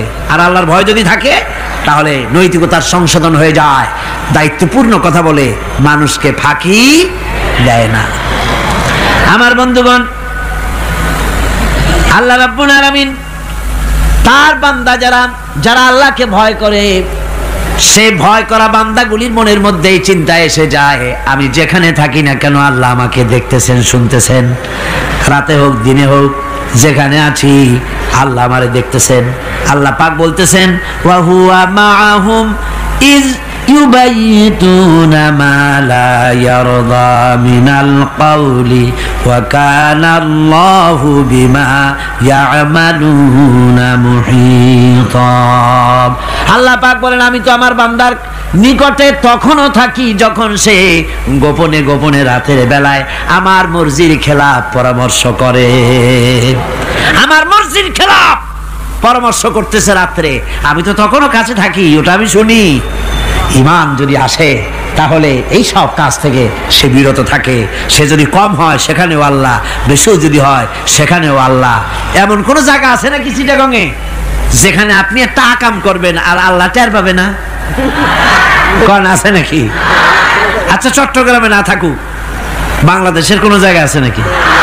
পার্বত্য চট্টগ্রামে যত পাহাড় আছে, উঁচু নিচে জায়গা আছে, ওই জায়গায় বোধহয় আছে নাকি? সারা পৃথিবীতে আছে কোথাও? আল্লাহকে ফাঁকি দেওয়ার জায়গা কোথাও? সব স্পষ্ট। আল্লাহ কি ঘুমায় নাকি? ঘুমায়? তার কাছে দিনও যায় রাতও তাই, সমানে তিনি দেখতে পান, শুনতে পান, সবকিছু দেখতে পান, সবকিছু শুনতে পান। তাকে ফাঁকি দেওয়ার কোনো উপায় নেই। এই জন্য ৬ষ্ঠ নম্বরের উপকার যেটা হয় সেটা হলো সমাজ উপকৃত হয় ওই মানুষ দিয়ে যার মধ্যে ঈমান আছে। হযরত ওমর রাদিয়াল্লাহু তাআলা আনহু রাতের আধারে শেষ রাত্রে ঘুরতেছিলেন, দেখেন এক বাড়িতে কথা হচ্ছে, কথাবার্তার আওয়াজ পাওয়া যায়, মনে করলেন কোনো অসুখ বিসুখ নাকি। ঘরে গিয়ে কান পাচ্ছেন দেওয়ালের সাথে, শুনতে পাচ্ছেন ভিতরে বুড়ি মা তার মেয়েকে বলছে এই মেয়ে ওঠ, উটের দুধ দোয়াই নিয়ে আসছি, এর মধ্যে পানি মিশা, তারপর সকালে বাজারে নিয়ে যা। মেয়ে বলছে মা এই কামটা আমি পারবো না। কেন পারবি না? হযরত ওমর ফরমান জারি করেছেন, দুধে পানি মিশাতে নিষেধ করেছে, কাজে এই কাজটা আমি পারবো না। আরে বেটি, আমিরুল মুমিনিন দেখ এখন কোথায় যায়, ঘুমায় আছে, সে কি দেখতেছে নাকি যে পানি মিশাই নাকি মিশাই? মেয়ে বলতেছে মা আমিরুল মুমিনিনকে ফাঁকি দেওয়া যেতে পারে, তার পুলিশ বাহিনীকে ফাঁকি দেওয়া যেতে পারে, কিন্তু আল্লাহ রাব্বুল আলামিনের চোখকে ফাঁকি দেওয়া যাবে না। হযরত ওমর এই কথা শুনে বাড়ি চলে গেলেন আর নিজের ছেলেকে ডেকে বললেন ছেলে আমার, অমুক জায়গায় একটা বাড়ি আছে, সেখানে একটা যুবতী মেয়ে আছে, ওই মেয়েটার বিয়ে হয়েছে কিনা শোনো, যদি বিবাহ না হয়ে থাকে তুমি তোমার নিজের বিয়ের প্রস্তাব দাও। আমিরুল মুমিনিন এই মেয়েটা সুন্দরী কেমন, স্বাস্থ্য কেমন কিছুই দেখলেন না, দেখলেন তাকওয়া। কি দেখলেন? আল্লাহর ভয়। আল্লাহর ভয় যখন একটা জাতির মধ্যে আসে, পুলিশ লাগে না, পুলিশের কাজ কমে যায়। পুলিশ তো পাহারা দিতে দিতে অস্থির হয়ে যায়, সারা রাত দিন সমানে কষ্ট করতে হয় তাদের। অধ্যাপক মুফিজুর রহমান সাহেব কালকে যে কথাটা বলছিলেন, আসামি পুলিশেরা কত কষ্ট করে জানবাজি করে আসামি ধরে, আর টেলিফোন আসে, হ্যালো কে চিটাগংয়ের এসপি নাকি? বলে হ্যাঁ। কারে ধরছো? ধরছি তো বল্টু মিয়ারে। ছাড়ো মিয়া। বল্টু আমার দলের লোকটা, তুমি ঠিক পাও নাই, তোমার নাক টাইট দিয়ে দেবে। বল্টুরিও ছাড়ো আর তার বন্দুকও ছাড়ো, ঠিক কিনা আমার ভাইয়েরা? সুতরাং ঈমান যদি এসে যায় জাতির মধ্যে, পুলিশের দরকার হবে না, পুলিশ দরকার হবে কিন্তু তাদের ডিউটি কমে যাবে। আসামিরা আর অন্যায় কাজ কম করবে। রাসূলুল্লাহ যখন প্রেসিডেন্ট হয়েছিলেন, একজন মহিলা জিনা করেছিল, হাদিস শরীফে এসেছে ওই মেয়ে লোকটাকে জিনা করতে কেউ দেখে নাই। জিনা করার পর তার মধ্যে অনুভূতি জাগলো, এমন পাপ করেছি, এখন তো আমার জাহান্নাম ছাড়া উপায় নাই। মেয়ে লোকটি রাসূলুল্লাহর কাছে এসে গেলেন, এসে বললেন, হুজুর আমি তো জিনা করেছি, আমারে শাস্তি দেন। হুজুর মুখ ডান দিকে ফিরালেন, মেয়ে লোকটা ডান দিকে এলো, বলল জিনা করেছি, শাস্তি দেন। হুজুর বাম দিকে ফিরলেন, মেয়ে লোকটা বাম দিকে এসে বলল জিনা করেছি, শাস্তি দেন। মেয়ে লোকটা কিন্তু জানে জিনার শাস্তি সহজ ব্যাপার নাই, পাথর মেরে উড়িয়ে দেওয়া, মৃত্যুদণ্ড জানা আছে তার। এরপরে মেয়ে লোকটা চিন্তা করেছে দুনিয়ায় পাথর খেয়ে মরবো, কিন্তু তবুও জাহান্নামের কঠিন আগুন সহ্য করতে পারবো না। রাসূলুল্লাহ বললেন, ও মেয়ে লোক, তুমি কি জিনা কর্তৃক গর্ভবতী হয়েছো নাকি? মেয়ে লোকটা বলল, হুজুর আমি গর্ভবতী হয়েছি। হুজুর বললেন, তুমি অপরাধ করেছো, তোমার গর্ভস্থিত সন্তান তো কোনো অপরাধ করে নাই, সুতরাং শাস্তি এখন দেওয়া যাবে না, ডেলিভারি হোক তারপরে শাস্তি দেব। মেয়ে লোকটা চলে গেলেন। আল্লাহর নবী তার নামে কোনো কেস ফাইল করেন নাই, গোয়েন্দা বিভাগের পুলিশ লাগান নাই। ডেলিভারির পর এই মেয়ে লোক আবার এসে হাজির, পুলিশ দিয়ে আনা লাগে নাই, আবার এসে হাজির, হুজুর আমি সেই হতভাগিনী, বলছিলেন ডেলিভারির পর বিচার করবেন, এই যে বাচ্চা হয়েছে, এ বাচ্চার দায়িত্ব কাউকে দেন, আর আমারে তাড়াতাড়ি শাস্তি দেন, আমি যদি মরে যাই আমি জাহান্নামে চলতে পারবো না। হুজুর বললেন, অপরাধ তুমি করেছো, এই বাচ্চার অধিকার আছে তোমার বুকের দুধ খাবে, আমি সেই অধিকার বাচ্চাকে নষ্ট করতে পারি না, বাচ্চা দুধ ছাড়ুক তারপরে এসো। 2 বছর যেতে না যেতে ওই মেয়ে লোকটি বাচ্চারে কোলে করে নিয়ে এসেছে, পুলিশ লাগে নাই, গোয়েন্দা বিভাগের কাউকে পাঠানো লাগে নাই। মেয়ে লোকটি বাচ্চা কোলে করে নিয়ে এসে হাজির, হুজুর আমারে চিনছেন নাকি? আমি তো সেই হতভাগিনী, জেনা করছিলাম, বিচার চাইছিলাম, ডেলিভারি পরে হবে বলছিলেন, দুধ ছেড়ে দিলে পরে হবে বলেছিলেন, আমার ছেলে এখন দুধ ছেড়ে দিয়েছে, আমি তারে রুটি খাওয়া শিখাইছি, দুধ ছাড়া এখন সে বাঁচবে, আমি তার হাতে রুটি দিয়ে আনছি, দেখেন ও রুটি খেতে পারে, আর দেরি করবেন না, আমার বিচার করে দেন। রাসূলুল্লাহ ছেলেটার দায়িত্ব কাউকে দিয়ে দিলেন, আর বললেন এই মহিলাটিকে নিয়ে যাও, বুক পর্যন্ত মাটির মধ্যে গেড়ে দিয়ে তারপরে রজম করো। মেয়ে লোকটিকে বুক পর্যন্ত গেড়ে দেওয়া হলো, চতুর্দিক থেকে পাথর মারা হচ্ছিল, পাথরে লেগে শরীরে রক্ত ছিটে এক সাহাবীর গায়ে লাগলো, সাহাবী তারে গালি দিয়েছিলেন। হুজুর শুনে বললেন, সাহাবী গালি দিও না, এই মেয়ে লোকের তওবা আল্লাহর কাছে এত কবুল হয়ে গেছে, যদি এই তওবাকে ভাগ করে দেওয়া হয় গোটা মদিনাবাসীর নাজাতের জন্য তা যথেষ্ট হয়ে যাবে। সুবহানাল্লাহ, পুলিশ লাগে নাই, এমন সমাজ কায়েম হয়, ঈমান বিল্লাহ, আল্লাহর প্রতি ঈমান যদি এসে যায়, জাতির যদি রক্তে রন্ধ্রে রগে রেশায় যদি ঈমান এসে যায়, তাহলে পুলিশ বিডিআর আর্মি আরামে ঘুমাবে, তাদের জন্য পরিশ্রম হবে না, কষ্ট হবে না, অপরাধ প্রবণতা কমে যাবে, মানুষের অশান্তি কমে যাবে, শান্তির বন্যা প্রবাহিত হয়ে যাবে। সুবহানাল্লাহি বিহামদিহি। এই জন্য রাসূলুল্লাহ বলেছিলেন, খায়রুল কুরুনি কারনি, সর্বশ্রেষ্ঠ যুগ কার যুগ? জোরে বলেন না, সর্বশ্রেষ্ঠ যুগ কার যুগ? রাসূলুল্লাহর যুগ। জোরে কোন কার যুগ? রাসূলুল্লাহর যুগ। এই জন্য আমি আপনাদের খেদমত আরজ করতে চাই, ইসলাম এ ধরনের সীমারেখা ঠিক করে দিয়েছে, তিলকা হুদুদুল্লাহ ফালা তাতাদুহা, এ হলো আল্লাহর সীমারেখা, এই সীমারেখাকে ভঙ্গ করো না, লঙ্ঘন করো না, আল্লাহর উপরে ঈমান পরিপূর্ণরূপে আনো এবং এই ঈমানের উপরে ভিত্তি করে নিজেদের জীবনকে পরিচালিত করো। এই ঈমান যদি জাতির ভিতরে এসে যায়, তাহলে বৈষয়িক জীবনে, দুনিয়ার জীবনে সত্যিকারের যদি শান্তি পেতে চাই, আল্লাহর উপরে ঈমান আনতে হবে। ইহকাল পরকালে যদি নাজাত পেতে চাই, আল্লাহর উপরে ঈমান আনতে হবে। আর আমরা আমাদের চিন্তা ভাবনায়, ওঠায় বসায়, চলায় ফেরায়, সর্বত্র আল্লাহর উপরে পরিপূর্ণ মাত্রায় ঈমানটা যদি এসে যায়, তাহলেই শান্তি, তাহলেই মুক্তি। গোটা সমাজ শান্তি পাবে, আমরা দুনিয়ায় আরাম পাবো, কিয়ামতে জাহান্নাম থেকে মুক্তি পাবো। জোরে কোন আমিন, আরো জোরে কোন আমিন। আল্লাহর সঙ্গে বিদ্রোহ করেছে আর পরকালের জন্য পাথর জোগাড় করে নাই, দুনিয়াকে অগ্রাধিকার দিল, পরকালকে ভুলে গেল, তার জায়গা হলো জাহান্নাম। ওয়া আম্মা মান খাফা মাকামা রাব্বিহি ওয়া নাহান নাফসা আনিল হাওয়া ফাইন্নাল জান্নাতা হিয়াল মাওয়া। আর যে ব্যক্তি আপন প্রভুর সামনে উপস্থিত হওয়াকে ভয় করেছে এবং আপন প্রবৃত্তিকে লালসা মুক্ত করেছে, লালসার হাত থেকে রক্ষা করেছে, আল্লাহ রাব্বুল আলামিন কিয়ামতের দিন তার জন্য রেখে দিয়েছেন জান্নাত। তার জন্য কোন জায়গা? জান্নাত। আমাদেরকে পরকাল ভিত্তিক জীবন যাপন যদি করি, তাহলে কবরের জবাবগুলি খুব আসান হবে। আর যদি পরকাল ভিত্তিক জীবন যাপন না হয়, কবরটা মুসিবত হয়ে যাবে। হযরত ওসমান রাদিয়াল্লাহু তাআলা আনহু কবরের কাছে গিয়ে খুব কাঁদতেন। সাহাবায়ে কেরাম প্রশ্ন করেছেন, হুজুর, রাসূল করিম সাল্লাল্লাহু আলাইহি সাল্লাম যখন জান্নাত ও জাহান্নামের ওয়াজ করেন, তখনও তো এত বেশি আপনি কাঁদেন না, যত বেশি কাঁদেন কবরের কাছে এসে, কারণ কি? হযরত ওসমান রাদিয়াল্লাহু তাআলা আনহু বলতেন, আমার সাথীরা, আমি আমার হাবিবের কাছে, আল্লাহ রাব্বুল আলামিনের রাসূলের কাছে আমি শুনেছি, এই কবরটাই হলো প্রথম স্টেশন, এই কবরটাই হলো প্রথম ইমিগ্রেশন কাউন্টার।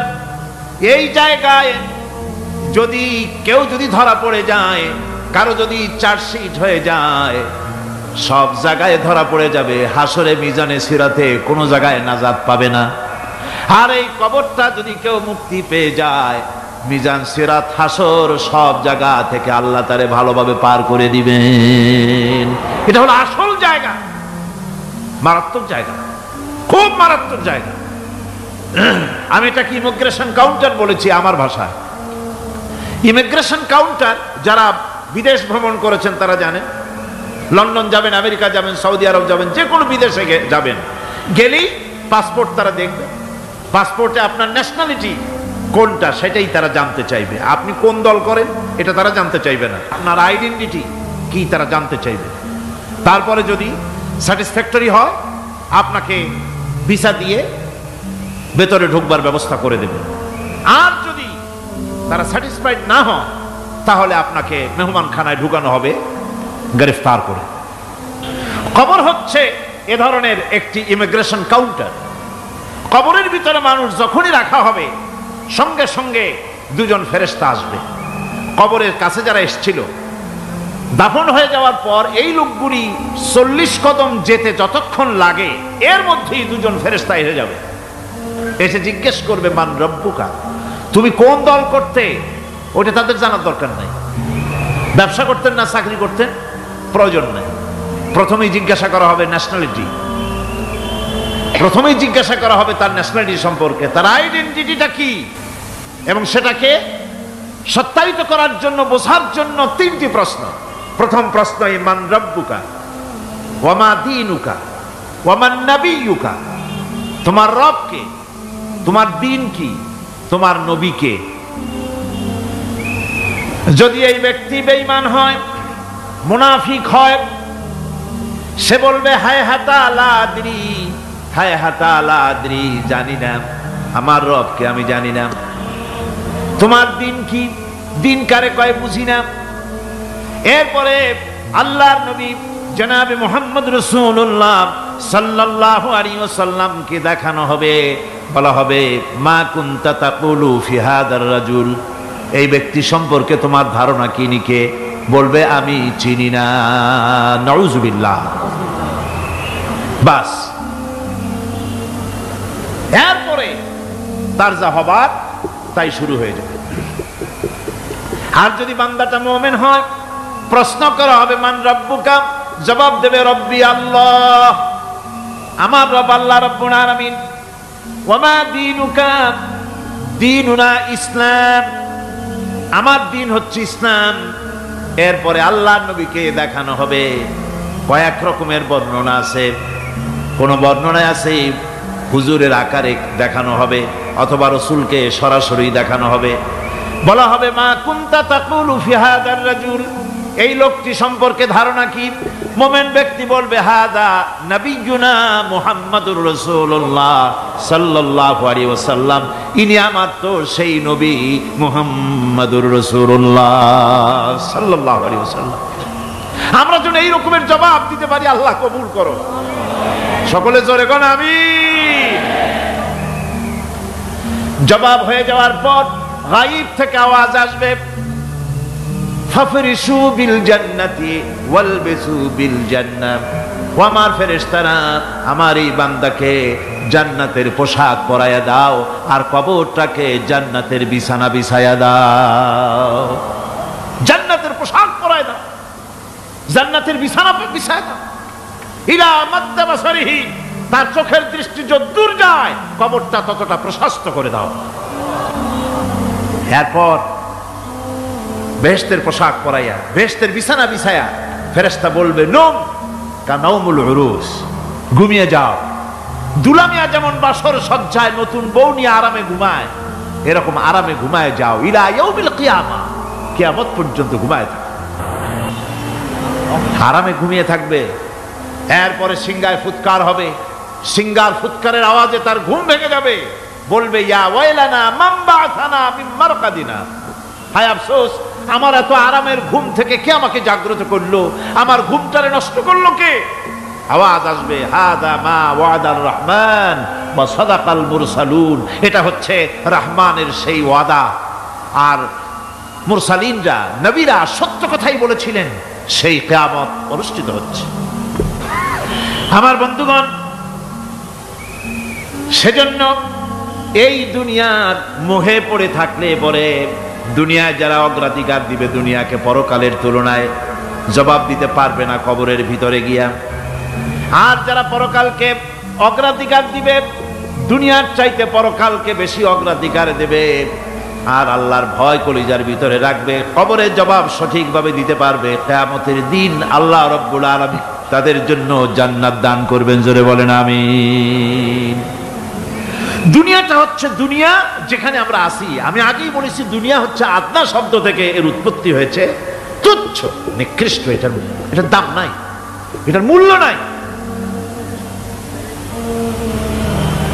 হযরত ইবনে কাইয়িম রাহিমাহুল্লাহ নওয়ারাল্লাহু মারকাদাহু ওয়া জাআলাল জান্নাতা মাথওয়াহু, হযরত ইবনে কাইয়িম তিনি বলছেন, সুন্দর করে বলছেন দুনিয়া সম্পর্কে, মা মাদা ফিদ দুনিয়া আহলামুন ওয়া মা বাকিয়া মিনহা আমানি ওয়াল ওয়াক্তু বাইনাহুমা দায়ুন। মা মাদা ফিদ দুনিয়া আহলামুন, জীবনের যে অংশ ফেলে এসেছি সেটা আজ একটা স্বপ্ন। ওয়া মা বাকিয়া মিনহা আমানি, আর জীবনের যে অংশ সামনে বাকি আছে সেটা এখন একটা আকাঙ্ক্ষা। ওয়াল ওয়াক্তু বাইনাহুমা দায়ুন, আর এর মাঝখান থেকে সময় সব চলে যাচ্ছে। কত বড় কথা চিন্তা করেছেন? জীবনের যে অংশ ফেলে এসেছি তা আজকে স্বপ্ন, তা আজ কি বলেন? স্বপ্ন। আর সামনে যা আছে সেটা আকাঙ্ক্ষা, আর মাঝখান থেকে সময় সব চলে যাচ্ছে। এরপরে তিনি বলছেন ওয়ামান ইয়াসহাবিদ দুনিয়া ইয়াকুন মিসলা কাবিদিন আলাল মাই খানাতুহু ফুরুজুল আসাবিঈ। দুনিয়াদারের অবস্থা হচ্ছে এই, কেউ যদি দুই হাতে পানি খামসায় ধরে, দুই হাতে কি ধরছে বলে? দুই হাতে পানি খামসায় ধরেছে, খুব মজবুত করে ধরেছে, 2 মুঠ পানি। বলেন থাকবে কতটুকু? কতটুকু থাকবে? 1 ফোঁটাও থাকবে না, কারণ তার আঙ্গুলের ফাঁক তার সাথে খেয়ানত করবে, আঙ্গুলের ফাঁক দিয়া পানিগুলি সব বেরিয়ে চলে যাবে।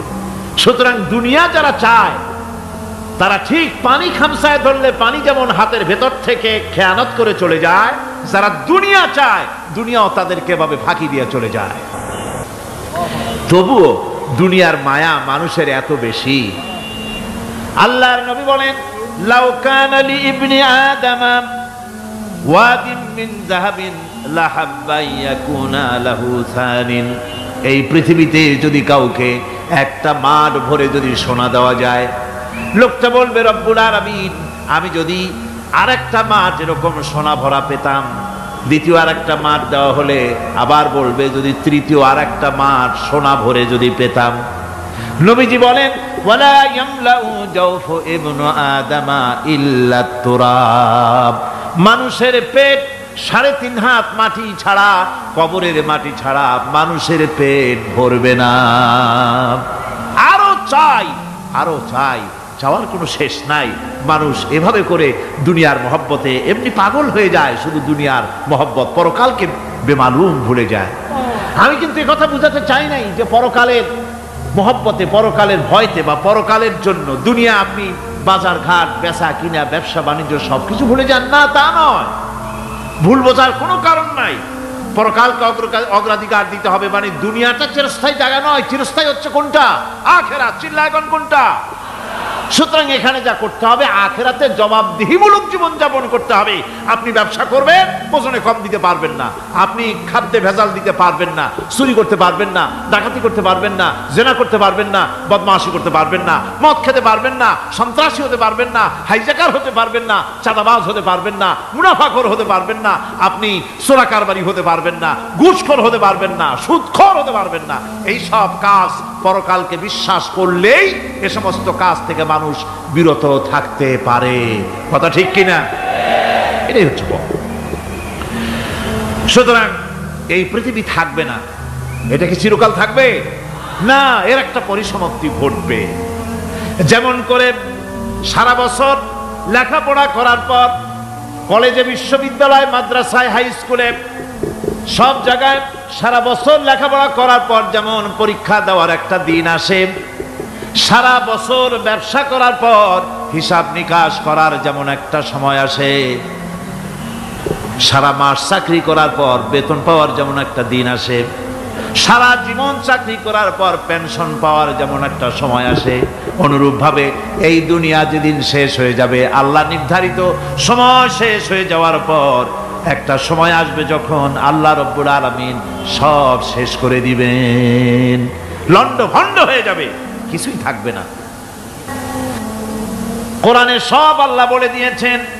আল্লাহ পাক বলেন এই পৃথিবীর সব কেমন ভাবে ধ্বংস হবে তার চিত্র আল্লাহ পাক কোরআনে কারিমে তুলে ধরেছেন। ইযাস সামাউ ফাতারাত ওয়া ইযাল কাওয়াকিবু তাসারাত ওয়া ইযাল বিহারু ফুজ্জিরাত ওয়া ইযাল কুবুরু বু'সিরাত। যখন আকাশসমূহ দীর্ণ বিদীর্ণ হয়ে যাবে, তারকাগুলি বিক্ষিপ্ত হয়ে ছিটকে পড়বে, আর সমুদ্রগুলি উচ্ছ্বসিত হয়ে পড়বে, কবরগুলি সব তার ভেতরে যা আছে উদ্গীরণ করে দেবে, তারকাগুলি স্তিমিত হয়ে যাবে।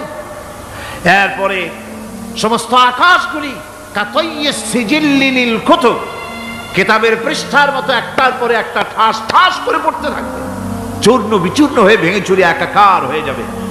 পাহাড়গুলিকে উড়িয়ে দেওয়া হবে, চন্দ্র এবং সূর্য একাকার হয়ে যাবে। আল্লাহ রাব্বুল আলামিন বলেন ফাইদা বারিকাল বাসার ওয়া খাসাফাল কমার ওয়া জুমিআশ শামসু ওয়াল কমর। চক্ষু যখন বিস্ফারিত হয়ে যাবে, চাঁদ যখন তার আলো হারিয়ে ফেলবে, সূর্য যখন তার আলো হারিয়ে ফেলবে, চাঁদ আর সূর্য সব একাকার হয়ে যাবে, সেই সময়ের অবস্থাটা কি চিন্তা করো। মানুষ হয়রান হয়ে দৌড়াদৌড়ি করবে। ওয়াহুমিলাতিল আরদু ওয়াল জিবালু ফাদুক্কাতা দাক্কাতান ওয়াহিদা। জমিন এবং পাহাড়গুলির মধ্যে আল্লাহ রাব্বুল আলামিন সংঘর্ষ বাঁধিয়ে দিবেন, পাহাড়গুলি ভেঙে চুরে টুকরা টুকরা হয়ে যাবে, পাহাড়গুলি উঁচু করে জমিনের উপরে আছাড় মেরে আল্লাহ রাব্বুল আলামিন ভেঙে চুরে চুরমার করে দিবেন। সুবহানাল্লাহ।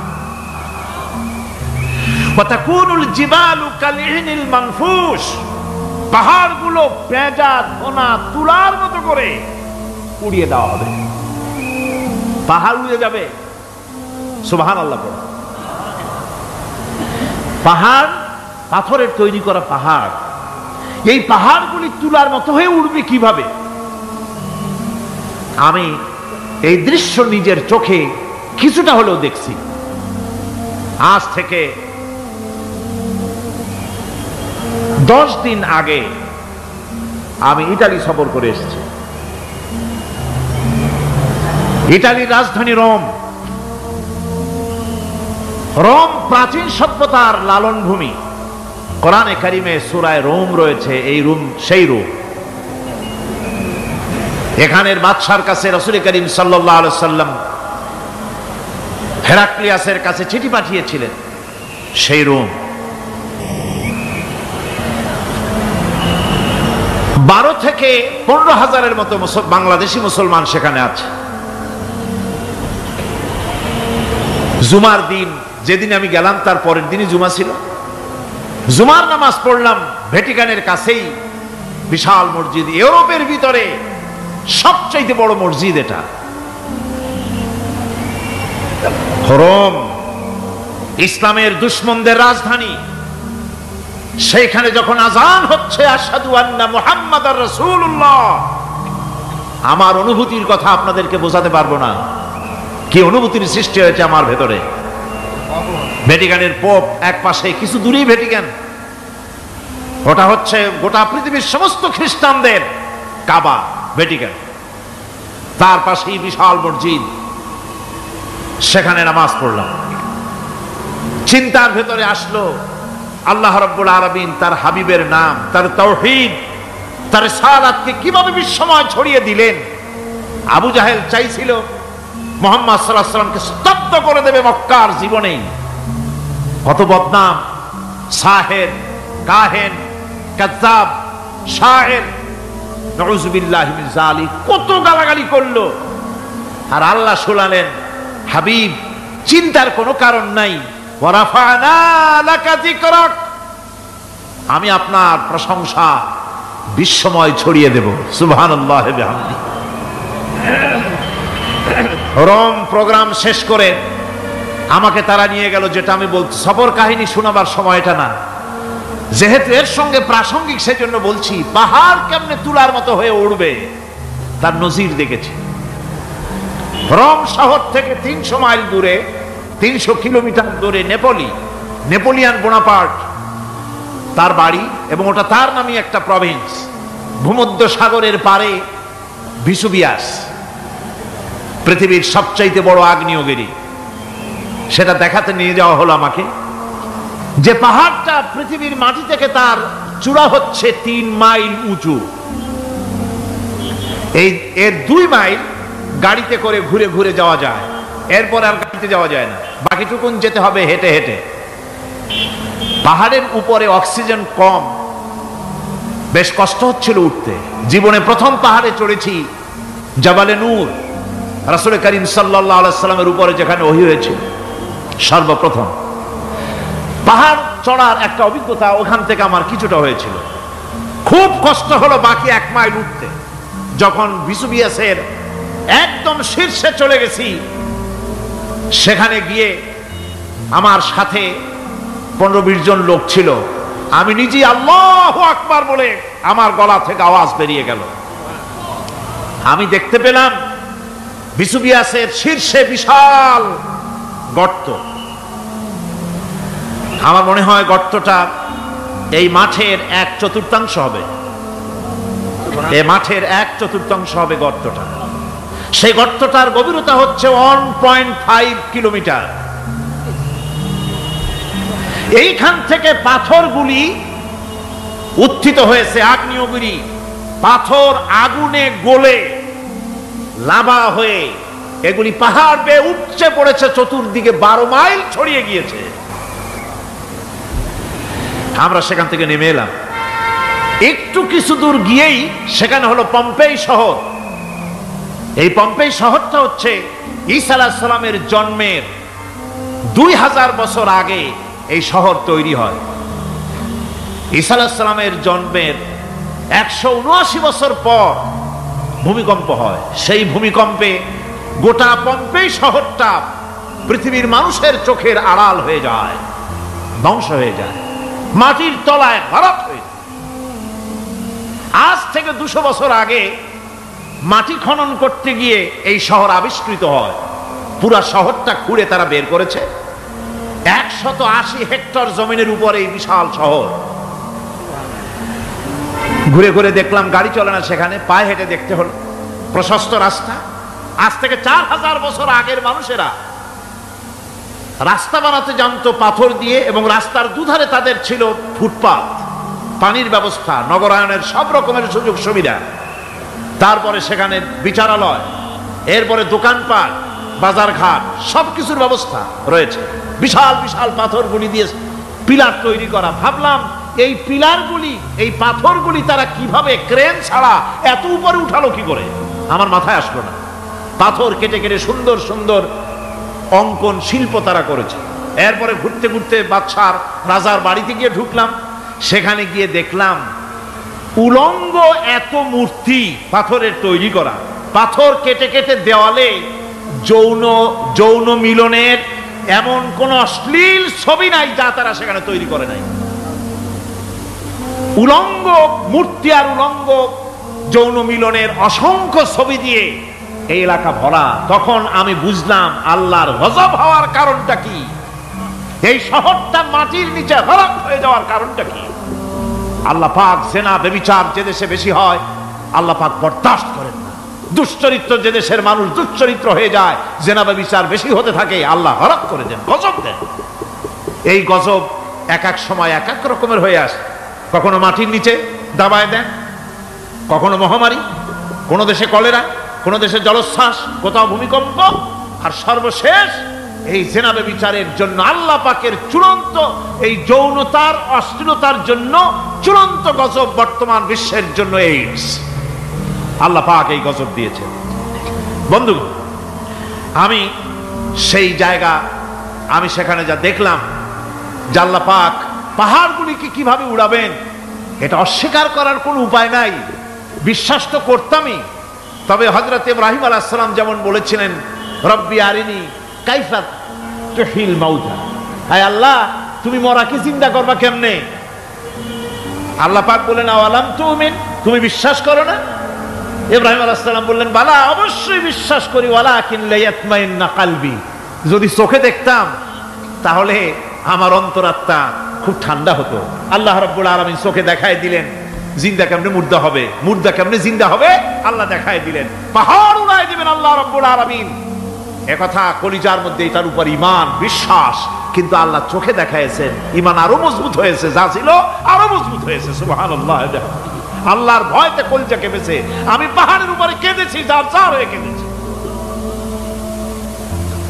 বন্ধুগণ, আল্লাহ সুবহানাহু ওয়া তাআলা এই জন্য বলেছেন কুল সিরু ফিল আরদ, আমার জমিন ঘোরো, ভালো করে দেখো, কাইফা কানা আকিবাতুল মুকাজ্জিবিন, মহাসত্যকে যারা অস্বীকার করেছে তাদের পরিণতি আমি কি করে দিয়েছি, এগুলি চোখে ভালো করে তাকায় দেখো। আমার বন্ধুগণ, সুতরাং এই পৃথিবীর অবসান হবে, এই পৃথিবী ধ্বংস হবে, এই পৃথিবী চূড়ান্তভাবে শেষ হয়ে যাবে। ও হ্যাঁ, আরেকটি কথা বলতে হয়, সেটা হচ্ছে যে এই রোম থেকে আরেকটু দূরে 900 মাইল দূরে হচ্ছে সিসিলি।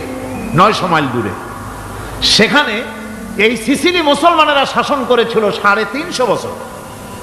সেই সিসিলিতে রয়েছে 360টা মসজিদ মুসলমানদের করা। সমস্ত মসজিদগুলি আজ তালা বন্ধ, একটা মসজিদও খোলা নাই। সেখানকার মুসলমানেরা ওয়াজ শুনতে এসেছিল রোমে।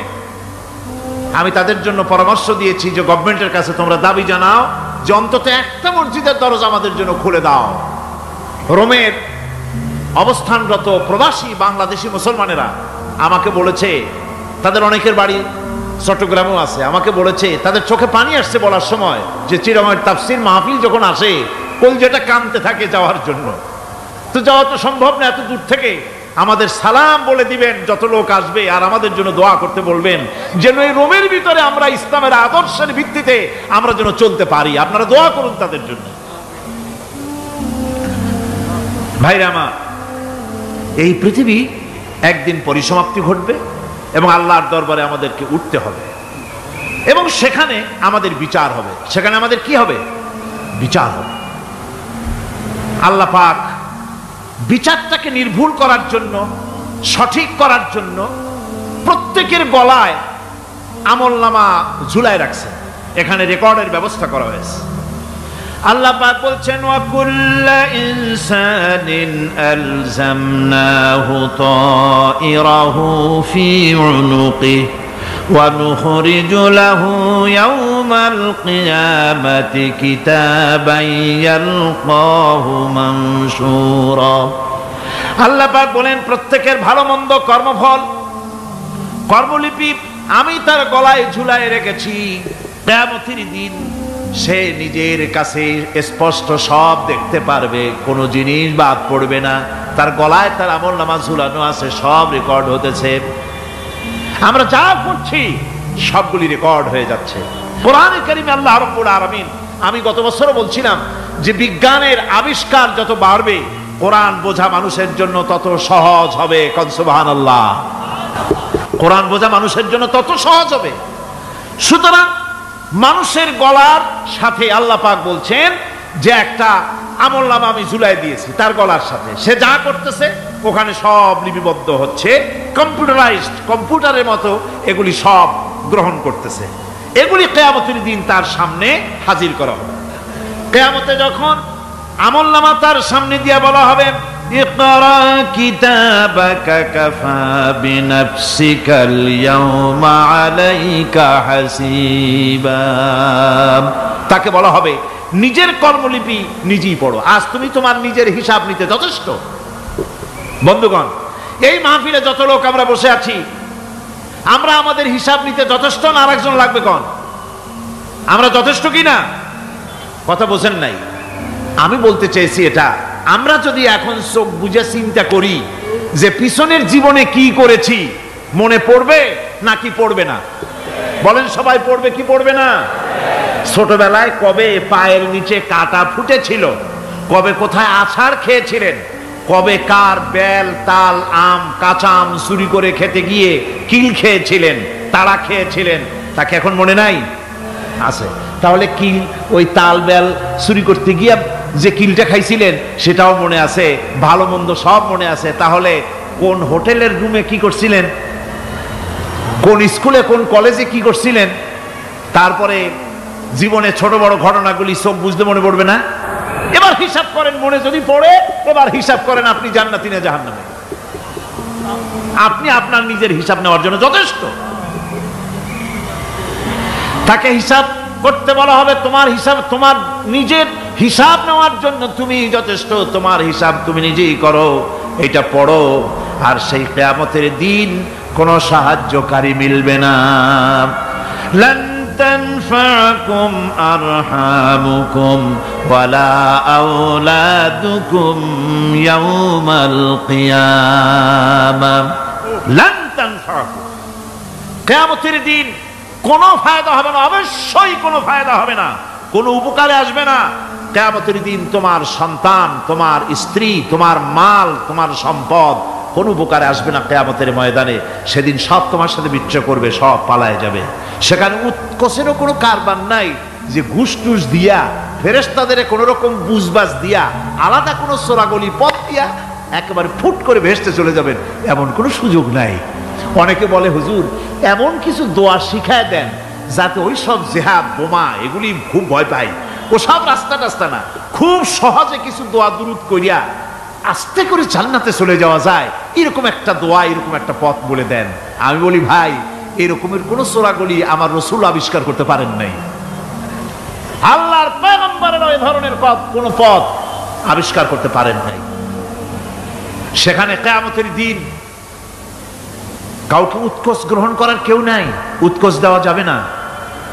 আর উৎকোষ দিবি না বাকি আপনার কাছে কিছু নাইও, থাকলেও নেওয়ার কেউ নাই। এই দুনিয়ায় ফাঁকিবাজি করে বহুত কিছু করা যায়, কিন্তু কিয়ামতের মাঠে এগুলি কিছুই চলবে না। اليوم لا ينفع مال ولا بنون। কিয়ামতের দিন ধন সন্তান সন্ততি আর সম্পদ কোনো কাজে লাগবে না। সেদিন শুধু আমল যদি ভালো হয় কাজে লাগবে, আমল খারাপ হবে সব শেষ হয়ে যাবে। আল্লাহ রাব্বুল আলামিন নবীজিকে ডেকে বলেছেন, নবী আপনি বলেন, কুল মা কুনতু বিদআম মিনার রাসূল, আপনি বলুন আমি কোন নতুন রাসূল নই, আমার আগে অনেক নবী রাসূল পৃথিবীতে এসেছেন, তারা বিদায় হয়ে গেছেন। আমি জানি না কিয়ামতের দিন আল্লাহ রাব্বুল আলামিন আমার সাথে কি ব্যবহার করবেন, আর আমি এও জানি না যে কিয়ামতের দিন আল্লাহ পাক তোমাদের সাথে কি ব্যবহার করবেন। এই আয়াত নাযিল হওয়ার পর আল্লাহর হাবিব তার মেয়েকে ডাকলেন, জামাইকে ডাকলেন, নাতিদেরকে ডাকলেন, আহলে বাইতদেরকে ডাকলেন, আর বললেন, ও আমার মেয়ে কলিজার টুকরা ফাতেমা গো শোনো, কেবলমাত্র আয়াত নাযিল হয়ে গেল, আল্লাহ পাক আমাকে শোনাচ্ছেন কিয়ামতের দিন আমি জানি না আমার সঙ্গে কি ব্যবহার করা হবে, আর এও জানি না যে তোমাদের সাথে কি ব্যবহার করা হবে। ও আমার কলিজার টুকরা মেয়ে ফাতেমা, কিয়ামতের দিন মুহাম্মদ সাল্লাল্লাহু আলাইহি সাল্লামের মেয়ে এই হিসাবে তোমার নাজাতের ফয়সালা হবে না। ও আমার কলিজার টুকরা নাতি হাসান আর হোসেন, কিয়ামতের দিন মুহাম্মদ সাল্লাল্লাহু আলাইহি সাল্লামের নাতি হিসাবে ফয়সালা হবে না। ও আমার জামাই হযরতে আলী, কিয়ামতের দিন আমার জামাই হিসাবে নাজাতের ফয়সালা হবে না। আমল যদি ভালো হয় ফয়সালা ভালো হবে, জান্নাতে চলে যাবে। আমল যদি খারাপ হয় কার নাতি কার জামাই দেখা হবে না। সুবহানাল্লাহ। কঠিন কিয়ামতের মাঠ, এই পরকালের বিশ্বাস যদি কলিজার মধ্যে ঢোকে মানুষ ভালো হয়ে যাবে। কোন সুবহানাল্লাহ।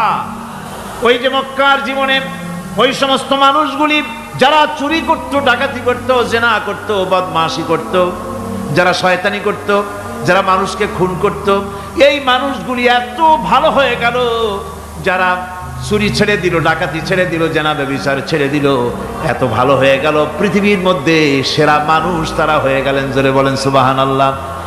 নবীর সাহাবীরা পৃথিবীর শ্রেষ্ঠ সন্তান, নবীর সাহাবীরা পৃথিবীর সেরা মানুষ, তাদের চাইতে সেরা মানুষ নবীদের পরে আর কেউ হতে পারে না। জোরে কোন সুবহানাল্লাহ। নবীর পরে পৃথিবীতে শ্রেষ্ঠ মানুষ কারা? সাহাবায়ে কেরাম রিদওয়ানুল্লাহ তাআলা আলাইহিম আজমাইন।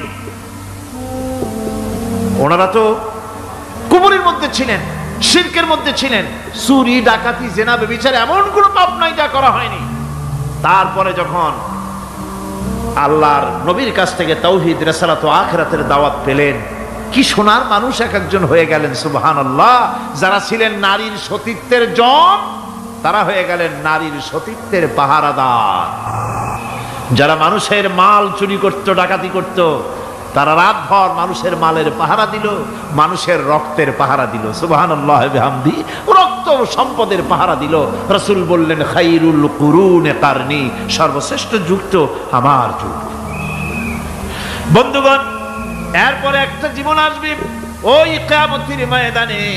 এই পরকালের বিশ্বাসটা গুরুত্বপূর্ণ ব্যাপার, আমাদের সব কিছুর হিসাব দেওয়া লাগবে। আল্লাহ পাক বলেন, ইন্নাস সামআ ওয়াল বাসারা ওয়াল ফুআদা কুল্লু উলাইকা আনহু মাসউলা। নিঃসন্দেহে মানুষের শ্রবণ শক্তি, দর্শন শক্তি এবং তার অন্তঃকরণের কল্পনা সম্পর্কে আল্লাহ রাব্বুল আলামিনের কাছে জিজ্ঞাসিত হতে হবে। কান দিয়া কি করেছিলা, চোখ দিয়া কি করেছিলা, মুখ দিয়া কি করেছিলে, হাত দিয়ে কি করেছিলে, সব কিছুর জবাব আল্লাহ রাব্বুল আলামিনের কাছে দিতে হবে। সবটার জবাব দিতে হবে, কোনো কিছু বাদ যাবে না। এমনকি মনের ভিতরে যে কল্পনা আমরা করি, এই কল্পনার হিসাবও আল্লাহর দরবারে দিতে হবে। কোরআনে কারীম বলছে, ওয়া ইন তুবদু মা ফি আনফুসিকুম আও তুখফুহু ইউহাসিবকুম বিহিল্লাহ। মনের ভিতরে তুমি যেটা কল্পনা করো সেটা প্রকাশ করো, অথবা তুমি গোপন রাখো, যাই তুমি করো না কেন, আল্লাহ রাব্বুল আলামিন এর হিসাবও তোমার কাছে নেবেন। ফায়াগফিরু লিমান ইয়াশা ওয়া ইউআযযিবু মান ইয়াশা ওয়াল্লাহু আলা কুল্লি শাইইন কাদির। মহান আল্লাহ পাক বলেন, করার পর তোমার মনের ভিতরে কি কল্পনা করেছিলে ওইটার হিসাব আমি নেব। হিসাব নেওয়ার পর যারে খুশি ক্ষমা করে দেব, যাকে খুশি শাস্তি প্রদান করব। সবকিছুর উপরে আল্লাহ রব্বুল আলামিন শক্তিমান, সব তিনি করতে পারেন, সমস্ত কুদরত রয়েছে তার। সুতরাং মানুষদেরকে, আল্লাহর বান্দাদেরকে বিশ্বাস করতে হবে যে আমার কোনো কথা বাদ যাবে না, কথাগুলি রেকর্ড হচ্ছে, কথা রেকর্ড হচ্ছে।